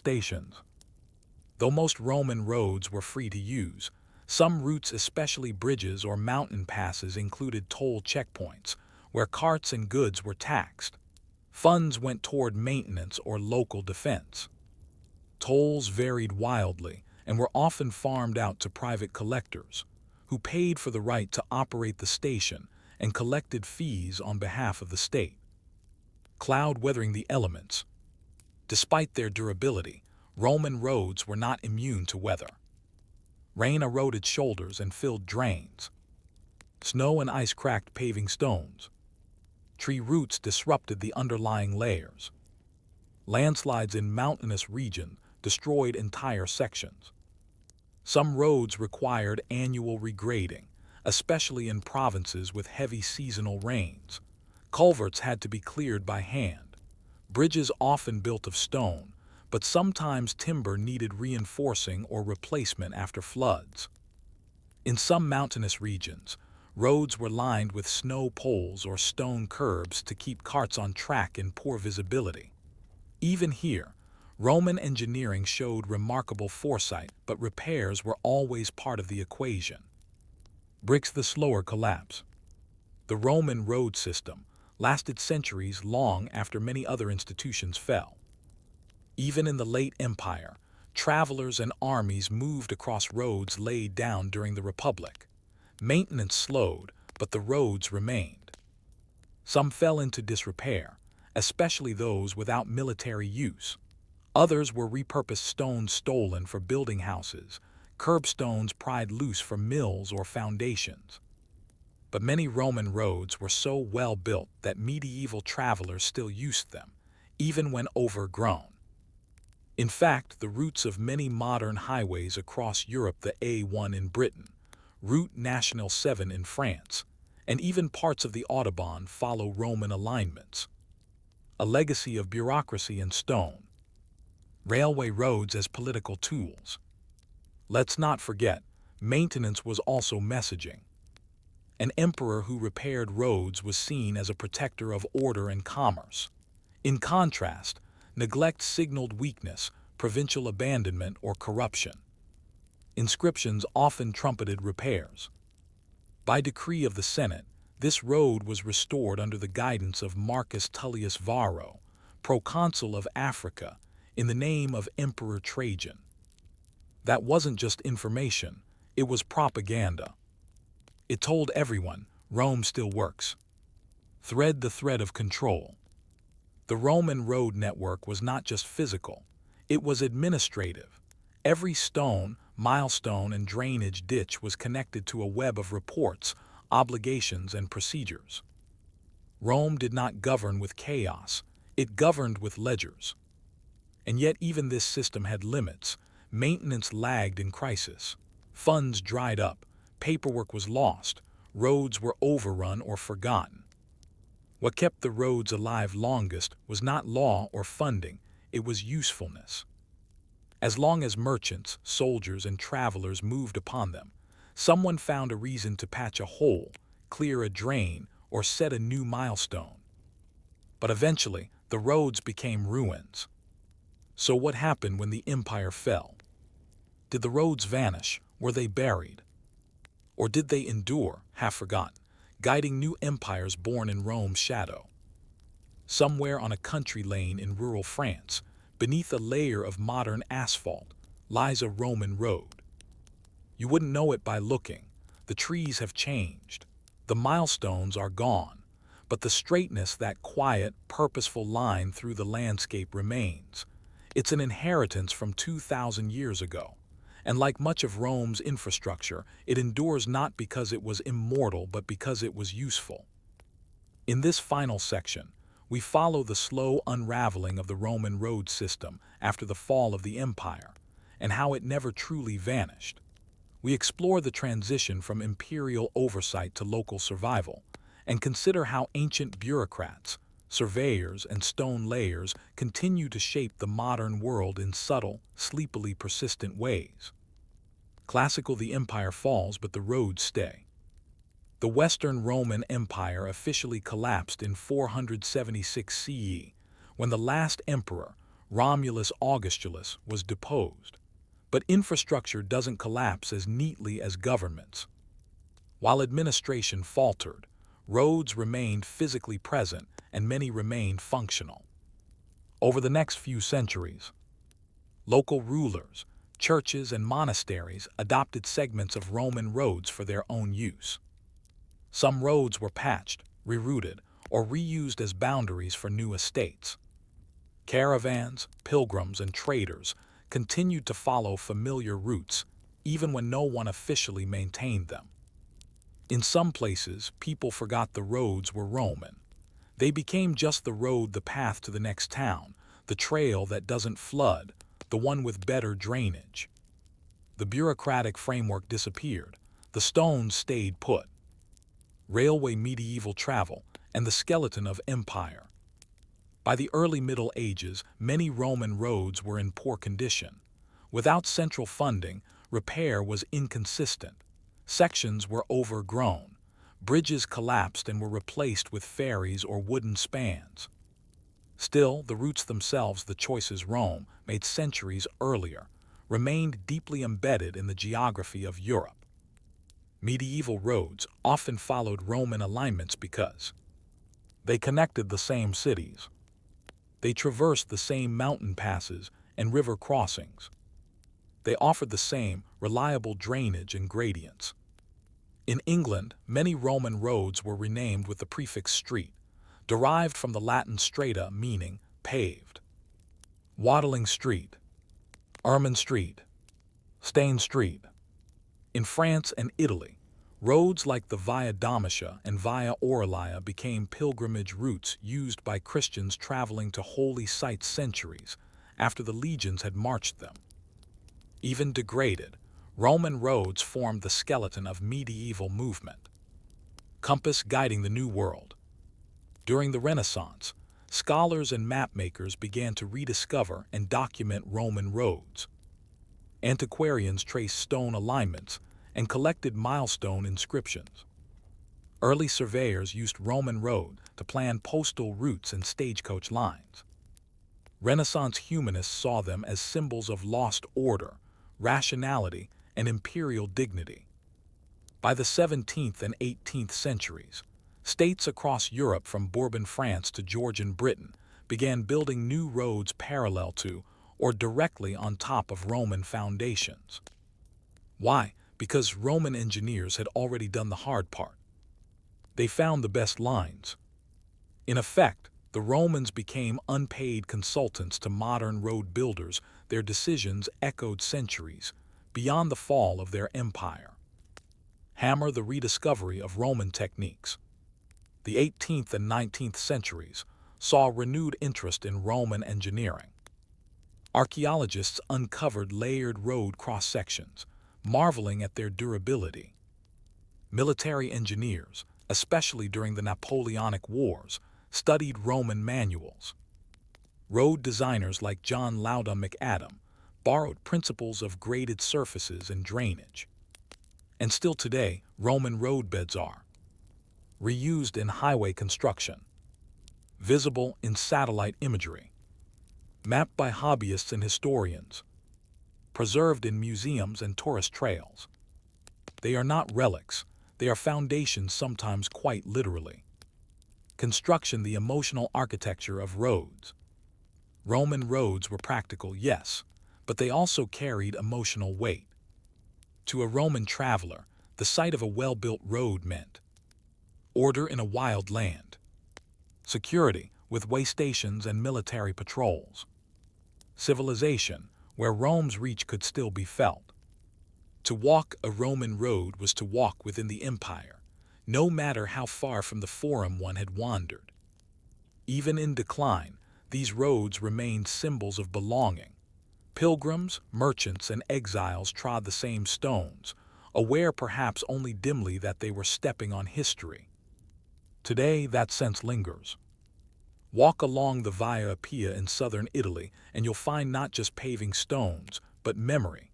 Indentations from cartwheels, grooves from centuries of travel, moss growing between blocks set by long-dead hands. It is boring, it is beautiful. Straight ruler roads and sleep. So how does this relate to our nightly rest? It's simple. Roads, especially Roman ones, are a form of background order. You don't think about them when they work. They simply exist, connecting places, reducing chaos, offering predictability. That predictability is what allows rest. When roads function, when the world is navigable and mapped, people can sleep without fear. Merchants arrive on time. Soldiers don't wander lost. Messages reach their destinations. And though the Roman road network is long gone, its principles remain. Planning, persistence, patience.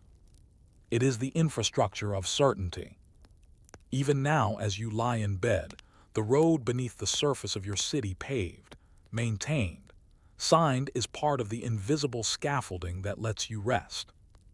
Brick's final reflections, the dull triumph of the Roman road. What was a Roman road, really? Not just a thing of stone, but a document, a statement, a corridor through which power, culture, and memory flowed.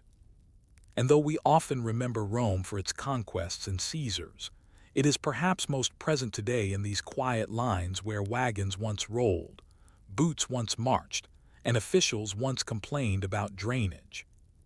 So the next time you walk a straight road that seems too straight, or notice an oddly named street ending in gate, or pause at a milestone marker in the countryside, you may be standing in the shadow of a very old, very boring, but very important piece of history.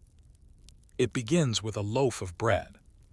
Simple, crusty, slightly sour, perhaps a bit underbaked, this loaf was the center of daily life in 18th century France. For the majority of the population, particularly the peasantry and working poor, bread constituted up to 80% of daily caloric intake. To say it was important is an understatement. Bread was not merely food, it was survival. And when it disappeared, or when its price rose by a few sous, the results could be catastrophic.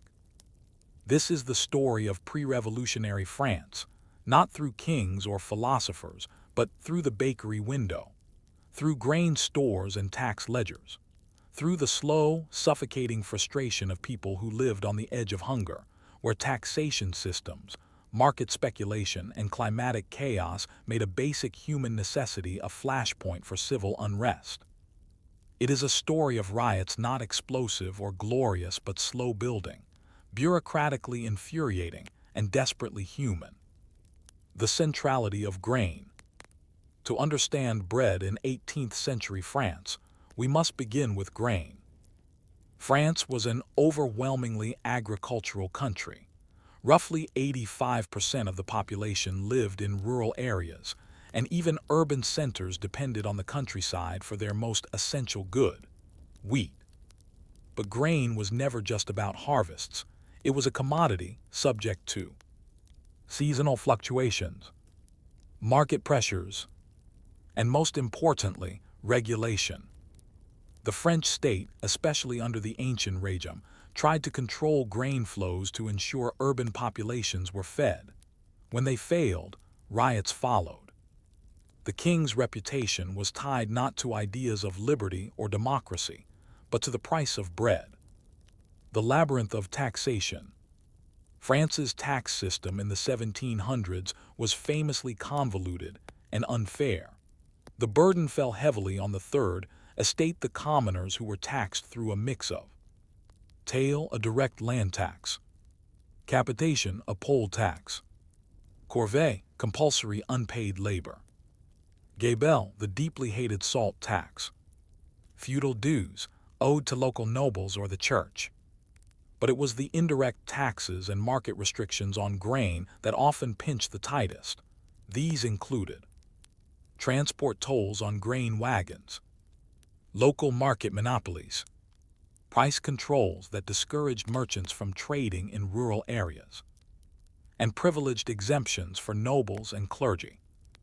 The result, even in good harvest years, getting grain from farm to bakery was an exercise in logistical misery. Bricks the police desk grains. The French crown employed a specific administrative body, the police desk grains, to monitor and regulate the grain trade. Their responsibilities included inspecting grain markets, tracking hoarders, enforcing price ceilings, confiscating excess stock, and reporting directly to intendants, the king's provincial administrators. Intended to ensure fairness, the system often had the opposite effect. Merchants were discouraged from entering certain regions. Peasants were punished for storing their own grain. Accusations of speculation, profiteering, and hoarding were commonplace and often exaggerated. Ironically, by attempting to control the market, the state helped create an environment of perpetual scarcity. Cloud the weather turns. Between 1770 and 1789, France experienced several unfavorable harvests, worsened by the Little Ice Age, a cooling period that disrupted growing seasons; hailstorms and floods; long winters that froze stored grain. This wasn't famine, exactly, but it was subsistence pressure, the kind where families began mixing sawdust into bread, where bakers closed their shops from fear of violence, and where price changes were tracked like prophecies. In a bad year, a laborer might spend half his wages on bread alone. Add a few more sous to the price, and he could no longer eat. And still, taxes did not decline. Dues were collected, salt had to be bought, corvée was still demanded. Abacus, who got the bread? At the center of this quiet storm were the urban poor, particularly in Paris. They were removed from farms. They were dependent on daily bread prices, and they were highly sensitive to shortages or rumors thereof. In the 1770s and 80s, local disturbances became common. Bakers were accused of hiding flour. Market officials were assaulted. Grain shipments were looted en route to cities. Riots flared, particularly in Lyon, Bordeaux, Dijon, and Paris. These weren't political in the modern sense. They were moral economy protest uprisings based on the belief that food should be affordable and available, and that the king should ensure it. One Parisian housewife reportedly shouted during a 1775 bread riot, "We will not leave until the baker gives us bread or his head." Package the Flour War of 1775. In spring 1775, a major episode of bread-related unrest swept across northern France. Dubbed the Flour War, La Guerre des Farines, it was triggered by liberalization reforms proposed by Turgot, Louis XVI's finance minister. His idea: remove price controls on grain and allow free market competition to increase supply and reduce waste. The result: prices skyrocketed. Merchants hoarded stock. Rural towns saw protests and warehouse raids. Grain convoys were ambushed. Troops were called in to restore order. Over 300 towns and villages experienced unrest. Though the riots were suppressed, the message was clear. Bread was not just food, it was justice. Any attempt to let market forces dictate grain flow, no matter how rational it seemed on paper, would be interpreted as betrayal. Zipper mouth faced suppression and silence.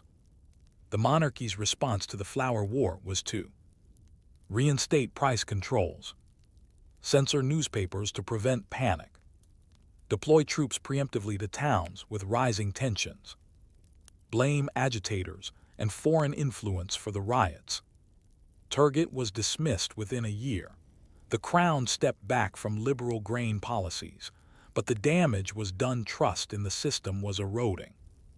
To many, it seemed as though invisible forces, rich merchants, corrupt officials, indifferent nobles were conspiring to starve them. The breadlines grew longer, and with them anger.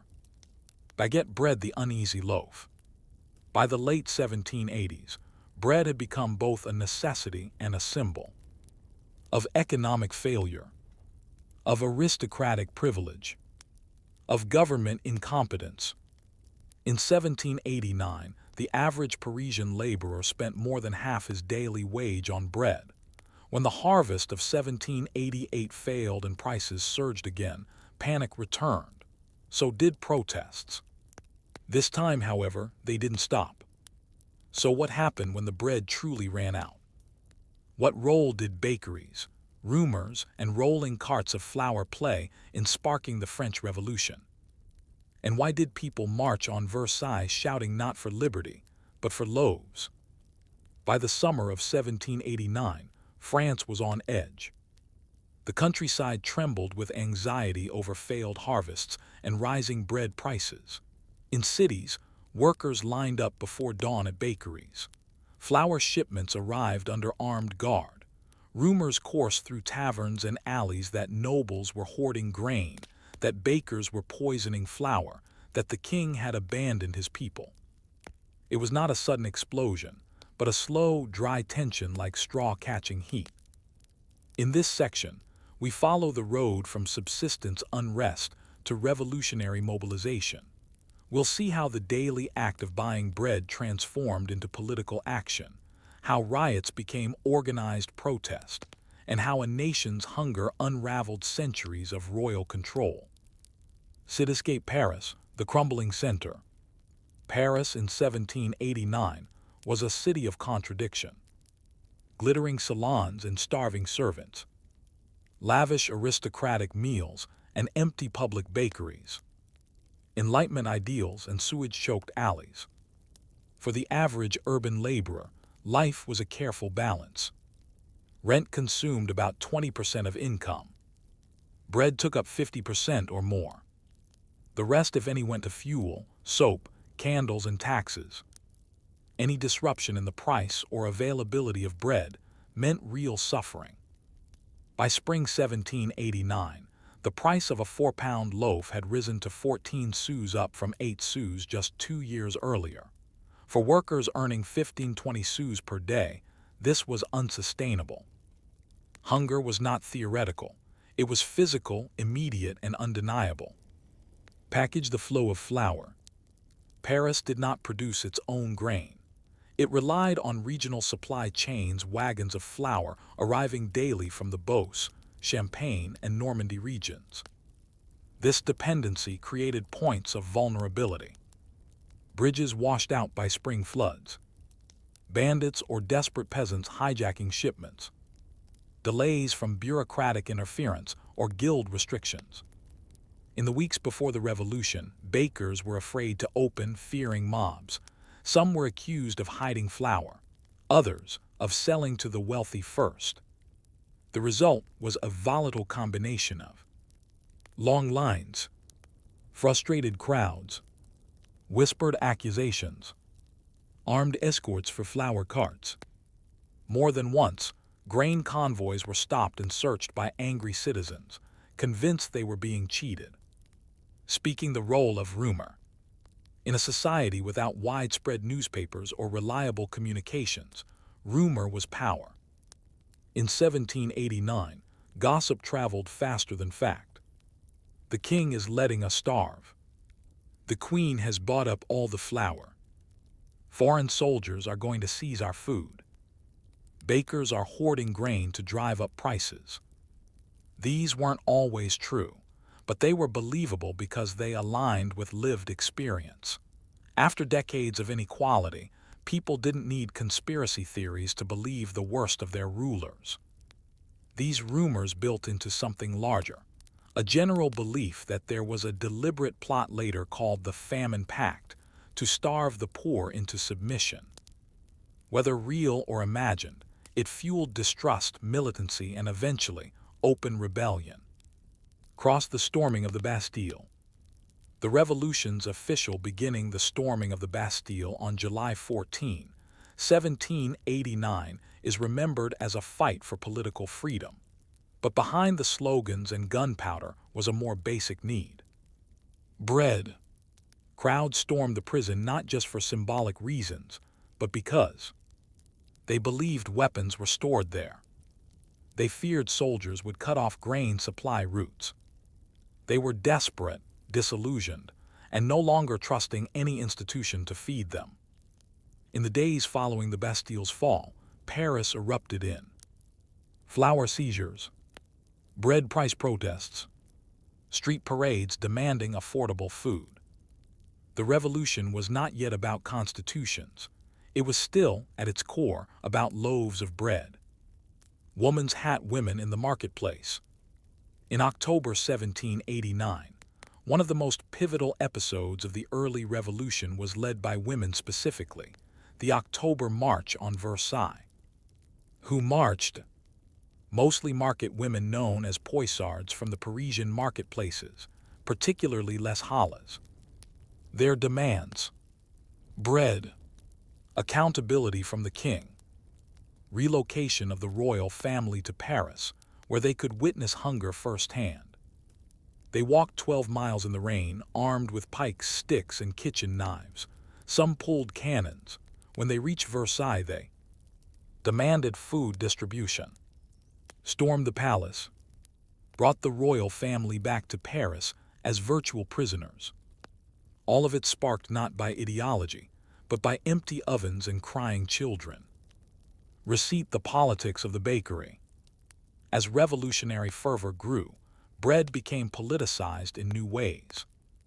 Bakers were required to post prices publicly. Hoarding or underselling was treated as counter-revolutionary behavior.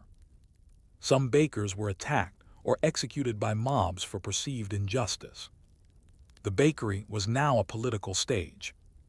Prices were debated in assemblies. Wheat policy became matters of national governance. The line between economics and survival vanished. A good loaf was no longer just sustenance. It was a measure of whether the revolution was working. Chart: decreasing market failure and moral expectations. One of the core tensions of the revolutionary era was the conflict between economic liberalism and moral economy. Should the grain trade be free and competitive, or should it be regulated for the benefit of the poor? Adam Smith's theories were gaining traction, but for ordinary people, many of whom had only known price controls and royal grain stores, the idea of a free market was cold comfort when their children were starving. In 1793, the revolutionary government would respond with the law of the maximum fixing prices and punishing hoarders. But even this could not resolve the deeper problems of supply, distribution, and trust. The revolution could change who governed France, but feeding it was another matter. Spoon and uneasy peace. By the mid-1790s, France had changed profoundly. The monarchy had fallen. The guillotine had risen. Political factions warred in the streets. And yet, despite declarations and decrees, bread remained a daily struggle. Grain shortages persisted, riots flared, some provinces starved while others hoarded. What became clear was this: without food security, no regime, monarchic or revolutionary, could claim legitimacy. The very same slogans shouted in the National Assembly had to be backed by a loaf in every hand.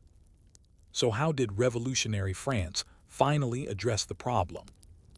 Did the Republic manage to bake its way out of crisis, or did hunger continue to haunt even its most radical dreams? As the revolution thundered on, France found itself in a strange position, free from the king's tyranny, yet trapped in a cycle of shortages, suspicion, and subsistence panic. The ideals of liberty, equality, fraternity were lofty, but what the people really needed every day, without fail, was bread. In this final section, we examine the efforts of the revolutionary government to feed a hungry republic, the policies and purges it enacted in the name of flour, and the lasting consequences of a nation that had made grain a matter of justice. This isn't a tale of triumph, but of grim, grinding effort of committees, requisitions, and public executions. The revolution consumed many things, but few more ruthlessly than its bakers. Balance revolutionary justice and the law of the maximum. By 1793, revolutionary France was under siege. The monarchy had been abolished. Foreign armies encircled its borders. Civil war raged in the Vendée. Paris seethed with political purges and scarcity. The National Convention, under pressure from sans-culottes and market women alike, passed the law of the general maximum in September 1793. This law fixed prices for bread, flour, meat, and other necessities, penalized hoarding, overpricing, and speculation, empowered local officials and citizens to report violations, set harsh punishments, including prison and eventually death. Its aim was to create economic equality through coercion. In theory, this law would guarantee fair prices and end food riots. In practice, it led to chaos, black markets, and political scapegoating. Fire the baker's guillotine. Under revolutionary pressure, the bakery became not just a workplace, but a site of public accountability. If your bread was too expensive, too small, sold unfairly, you might face more than fines. You could face a trial before the Revolutionary Tribunal. Between 1793 and 1794, dozens of bakers were arrested in Paris alone. Some were accused of selling underweight loaves. Others were charged with hoarding or treason by flour. A handful were executed. Most were fined or imprisoned, but the message was unmistakable. Bread was now political. To bake poorly was to risk your life. Bakers responded by fleeing cities, selling secretly, or simply closing up shop. None of this helped feed the people. Delivery truck grain requisitioning and the Committee of Public Safety. The Committee of Public Safety, led by figures like Robespierre and Saint-Just, took extreme steps to manage the grain crisis. They authorized forced grain requisitions from the countryside, surveillance of merchants and farmers, the creation of mobile armies of sans-culottes to seize grain for urban use. These actions alienated rural populations who felt their own children were starving. Urban elites were entitled and demanding. Revolution had simply replaced one form of tyranny with another. The cities ate, the countryside simmered. Basket the fall of the maximum. By 1795, the revolution had devoured many of its leaders, Robespierre among them, and the reign of terror had ended. The Thermidorian reaction, a more moderate phase, began dismantling the strict controls of the maximum. Markets were liberalized. Requisitioning declined. But without price controls, bread prices soared again. In the spring of 1795, the Germinal and Prairial uprisings erupted. Hungry workers stormed the convention. Women demanded bread with fists and flags. Soldiers opened fire. Rioters were arrested, deported, or executed. It was the final major bread riot of the revolution. And it ended with silence, not satisfaction. Chart decreasing hunger in the Republic. After 1795, the new government, the Directory, largely gave up trying to regulate bread in any meaningful way. Why? It lacked the means. It feared further rebellion. It hoped the economy would correct itself. Instead, people adapted. Bartering became common. Substitutes like barley, oats, and even sawdust returned to loaves. The black market flourished. Food scarcity remained a fact of life. The Republic survived, but its people were still not full. Napoleon and the bread of order. When Napoleon Bonaparte rose to power in 1799, one of his first priorities was food stability. Unlike the revolutionaries, he was less interested in economic theory. He wanted order. His administration reestablished grain reserves, monitored regional supplies with military precision, instituted state-run bakeries in urban centers, worked to restore rural production through stability, not ideology. Napoleon understood what centuries of kings had known. A hungry population is a dangerous one, and a well-fed one, even under tyranny, might just stay quiet. Reflections on the uneasy loaf. When we look back at the French Revolution, we often remember the guillotine, the slogans, the storming of palaces. But behind those moments stood the mundane reality of bread. Who grew the wheat? Who taxed it? Who transported it? Who bought it? Who could not? Bread is not glorious. It does not sparkle like liberty. It is dull, repetitive, and essential. And that is why it so often sits at the center of history. In pre-revolutionary France, bread was a daily referendum on justice. A poorly priced loaf meant tyranny. A crusty heel meant the system was rigged. An empty basket meant the people might rise. Scroll a final crumb. In the end, the revolution did not solve France's bread problem. But it revealed something deeper. That the smallest things, a loaf, a rumor, a hungry child, can carry the heaviest weight in history. And when those things go unheeded for too long, they do not disappear. They ferment. They rise. And they overturn empires. Before inboxes dinged and postmen walked their rounds in uniformed silence, there was the courier on horseback, cloak flapping in the wind, satchel strapped to the saddle, mud-splashed and weary.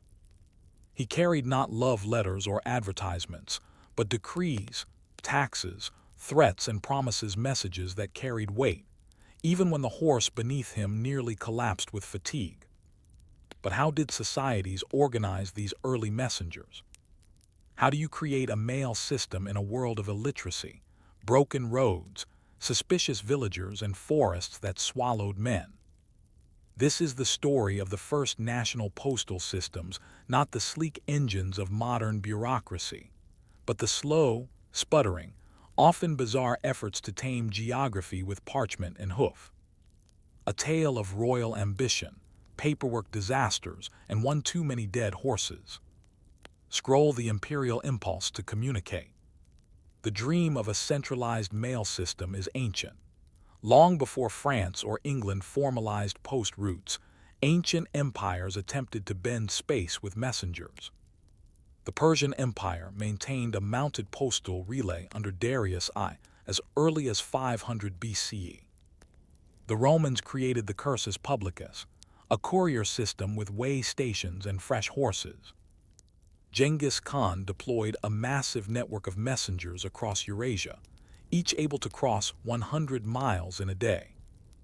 But these were military and administrative systems, not public services. They existed to serve the throne, not the common farmer writing home, if he could write at all. The concept of a state-sponsored, civilian-accessible postal service had to wait not for invention, but for bureaucracy. France and the relay de poste. In medieval France, communication beyond shouting distance was a laborious and expensive affair.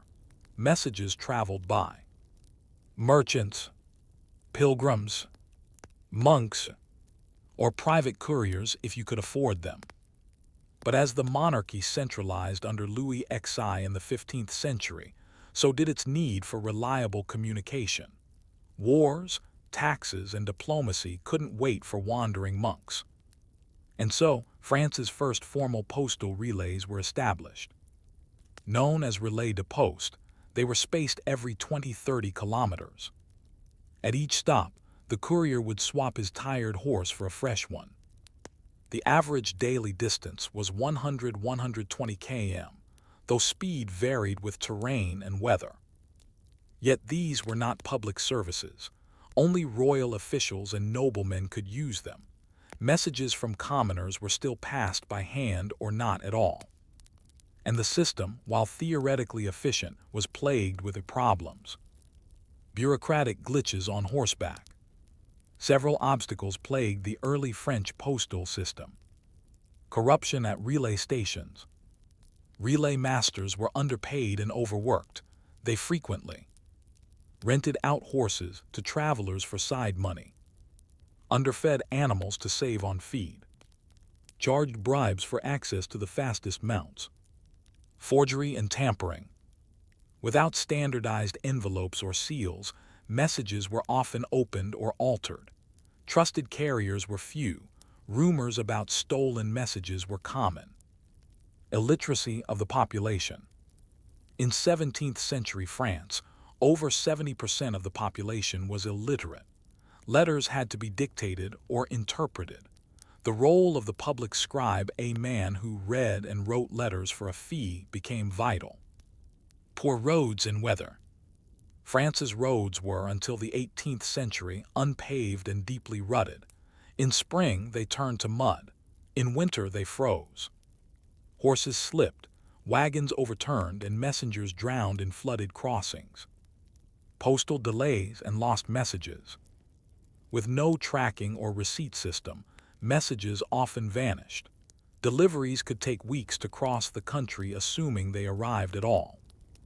As one nobleman reportedly complained in 1632, "My letter arrived with such delay, I had already buried the man it concerned."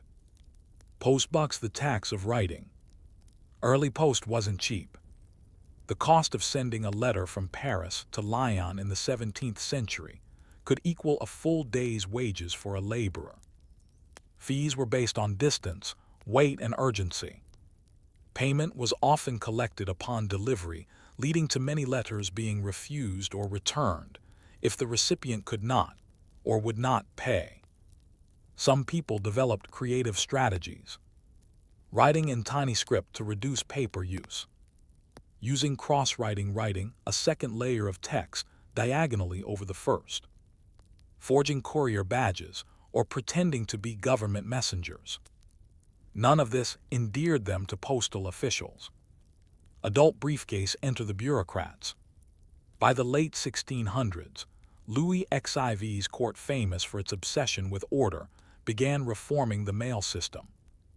Postal inspectors were appointed to monitor stations. Rates were standardized somewhat. A rudimentary mailbag sealing system was introduced. Special attention was paid to spy prevention. Intercepting foreign correspondence became a key concern. The Postal Service became both a logistical network and a tool of surveillance. The king's secret police often read mail, particularly during wartime or religious tension. This became known as the cabinet noir, black cabinet. Imagine waiting 3 weeks for a letter from your cousin, only to find it opened, smeared with candle grease and censored. Turtle, the mail crawls on. Despite reforms, the early French mail system was slow. Estimates for delivery in the 1700s. Paris to Lyon, 6-8 days. Paris to Marseille, 10-14 days. Paris to Bordeaux, 5-7 days. Delays were common, and much depended on the individual courier's stamina, horse health, and weather luck. Sometimes, messages moved faster by sea or river barge than over land. An oddity, liquid mail. In the early 18th century, an eccentric postmaster in Toulouse proposed a faster delivery method, floating sealed bottles with letters downstream during floods. Predictably, most bottles sank, broke open, or were fished out by curious villagers. The experiment lasted less than 1 season. It remains a reminder that innovation and desperation often go hand in hand, especially in bureaucracies. Speech balloon. A nation speaks slowly. Despite all its faults, the early postal system changed France. Messages could now traverse entire provinces. News of births, deaths, debts, and taxes moved eventually. The king's commands reached corners of the realm he'd never seen. In time, the mail became the nation's nervous system, twitchy, unreliable, but vital. And even though most commoners still had little access, the idea of national communication had taken hold. But what happened when post began opening to the public? How did mail evolve from elite correspondence to everyday exchange? And what bureaucratic absurdities emerged when the entire nation was finally allowed to write? As the 18th century progressed, France underwent a slow, uneven evolution, not just in politics and philosophy, but in something far more mundane: the way people sent letters. For most of history, the act of mailing a message had been restricted to the elite royalty, diplomats, merchants, and officials. Ordinary peasants and laborers had neither the money, access, nor literacy to participate. But as revolutions brewed and literacy crept outward from the cloisters of privilege, France found itself facing a curious bureaucratic question. What happens when an entire nation starts to write? In this section, we explore the emergence of public access to the post, the formation of the mail office as an institution, the many absurd, overregulated, and inefficient systems that developed to control it, and how post became both a tool of progress and a slow-motion farce. Open mailbox with raised flag. From relay to post office, a new system emerges. In the late 17th and early 18th centuries, the relay to post, relay system, remained dominant, but change was on the horizon. What changed? Urban growth. Cities like Paris, Lyon, and Bordeaux swelled. Urban merchants, professionals, and guildsmen needed reliable correspondence. Commercial interests pushed for structured post offices with hours, counters, and clerks. Administrative complexity. The expanding French bureaucracy needed record-keeping. Officials demanded delivery logs, signatures, receipts. This called for fixed offices and centralized oversight. Private demand. A rising middle class wanted to send personal letters. Poets and pamphleteers wrote across provinces. Lovers, estranged sons, and petitioners began to use mail slowly, irregularly, but persistently. And so the first French post offices opened. Paris led the way, followed by regional capitals, but even then the service was not truly public.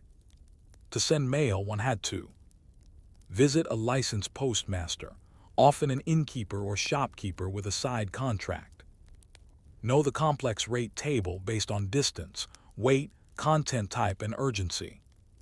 Pay in coin, exact change preferred. Hope the recipient lived somewhere reachable, or at least known. There were no house addresses as we know them.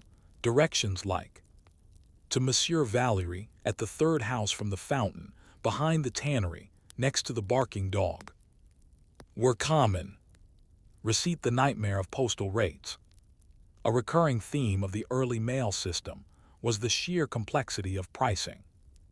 Rates were charged per post league, a vague, inconsistently defined unit, roughly 4 kilometers. Additional charges applied for double sheets, wax seals, enclosures like money or small gifts, bad weather delivery, urgent service express. Every region had its own interpretation. Letters from Paris to Rouen might cost one amount in summer and another in winter, or more if delivered on a Sunday, or less if sent with another letter, or more again if the courier didn't like the recipient. 1738 pamphlet described postal pricing as a tower of confusion balanced on a pebble of reason. In short, nobody really knew how much anything cost. Envelope the arrival of the stamp and its absence. In Britain, the 1840 introduction of the penny black stamp revolutionized postal systems. France, however, resisted. Why? Suspicion of centralization. Many rural communities distrusted anything that suggested surveillance or tax collection. Complexity of implementation. The infrastructure to produce, distribute, and validate stamps simply didn't exist outside major cities. Revenue protection. Postal income was a major state source. Officials feared that a flat-rate stamp would reduce profit from long-distance correspondence. It wasn't until 1849, after multiple false starts, that France finally adopted its first postage stamp over 100 years after citizens began demanding easier service. Until then, letters continued to be paid upon delivery, which meant many were refused or returned. Messengers wasted hours trying to collect payment. Letters were opened, scanned for importance, and burned if unclaimed. Mail was, quite literally, ephemeral. Detective mail surveillance through stamps, the cabinet noir returns. As public mail use increased, so too did the government's interest in monitoring it. Throughout the 18th and early 19th centuries, France maintained a secret service dedicated to intercepting, copying, and analyzing letters, the infamous cabinet noir, or black cabinet. Their methods included steaming open wax-sealed letters, using powdered graphite to lift writing without detection, creating exact copies of correspondence before resealing them. The system was efficient and widely known. Everyone from political dissidents to love-struck students assumed their mail was being read. A Parisian poet once noted, "I write my letters twice, once for her eyes and once for theirs." Package the packet crisis, when letters became luggage. In an effort to control smuggling and clarify content, post offices introduced strict packaging rules. Letters must be folded in a specific way. Envelopes were discouraged, seen as suspicious. Wax seals had to be government-approved colors. Packages could be no more than 1.5 pouces thick, about 4 cm. This led to bizarre innovations. Ultra-thin writing paper. Invisible ink, rarely successful. Letter boxes, folded notes that sealed without envelopes. Still, fraud was rampant. Letters contained coins, fabric samples, jewelry, even tiny clocks. One 1807 report described a parcel that, upon opening, contained a startled dormouse and a note reading, "For warmth." Horse faced the decline of the horse relay. Though romantic, the image of the postal horse had become impractical by the late 1700s. Horses were expensive to maintain. Routes were inconsistent. More and more messages were going by stagecoach or river barge. By the early 1800s, postal services shifted to scheduled coaches with locked compartments. Horses remained, but only as part of team-driven carts. The lone courier on a galloping steed faded into history. His saddlebag was replaced by leather trunks, guarded by armed escorts and stamped with official wax. Progress had come slowly, clumsily, with many delays. Mantelpiece time lost in the mail. By the time of the July monarchy in the 1830s, the French mail system was semi-public, bureaucratically bloated, distrusted by the elite, and overburdened by the poor. Comically inefficient but essential. Mail could take anywhere from 3 days to 3 weeks to move between Paris and Marseille, depending on season, delivery method, bureaucratic backlog, or whether the clerk simply misplaced it. One merchant famously sued the postal office in 1832 after a payment letter arrived 4 weeks late, ruining a deal. He lost, the court ruled. The mail moves at the speed of the nation, and the nation must wait for its mail. So what changed it all? What invention or policy finally turned the mail from a muddled mess into something like modernity? Was it trains, telegraphs, democracy? Or was it something far more tedious and yet powerful? By the middle of the 19th century, France's postal system had become a national joke, but also a national necessity. It was slow, costly, prone to corruption, and tangled in bureaucracy. And yet people kept writing. The postal relay horses were exhausted, the postmasters overworked, the letters often lost or censored. Still, the system refused to collapse. Then, at last, came a combination of technological revolution, political will, and a dash of Napoleonic ambition that would reshape the act of sending a letter forever. This final section will trace the arrival of the railways, the long-delayed adoption of stamps, the formation of a truly national network, and the creation of a bureaucratic system so orderly it finally worked sort of.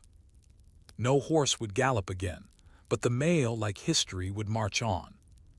Locomotive steam, the postal locomotive arrives.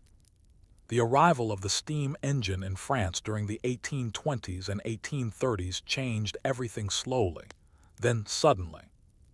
Mail, once slung over the back of a tired horse, could now ride in a locked carriage car aboard a train.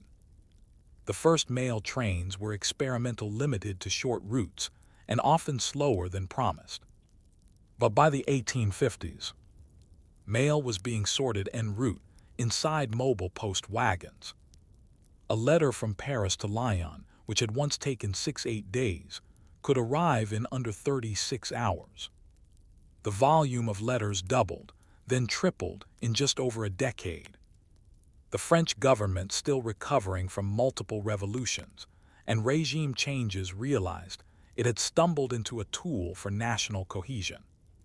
A man in Bordeaux could now write to his cousin in Lille and expect an answer by the end of the week. For the first time, France could speak to itself. Safety pin, a nation of addresses, finally. Until the mid-19th century, most homes in France, even in cities, did not have numbered street addresses. This made delivering letters an adventure. Couriers asked around at shops. Children were bribed with coins to point out local residents. Letters were sometimes left with the parish priest in hopes of forwarding. But increased mail traffic made this untenable. So, in the 1840, 1860s. Urban areas were systematically given street numbers. Street names were formalized, often renamed to match national heroes or dates. The phrase "address complete requise" began appearing on letters, complete address required. Mail clerks rejoiced, messengers sighed in relief. Postbox the stamp revolution, at last. France watched with suspicion as Britain launched its penny post system in 1840, using the now iconic penny black stamp. For nearly a decade, French officials debated. Would fixed-rate postage bankrupt rural offices? Would people understand how to use stamps? Could they be trusted not to reuse them? After long deliberation and under pressure from the growing industrial class, France issued its first national stamp in 1849.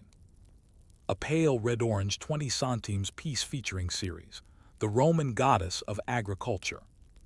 The stamp was meant to symbolize growth, abundance, and nationhood.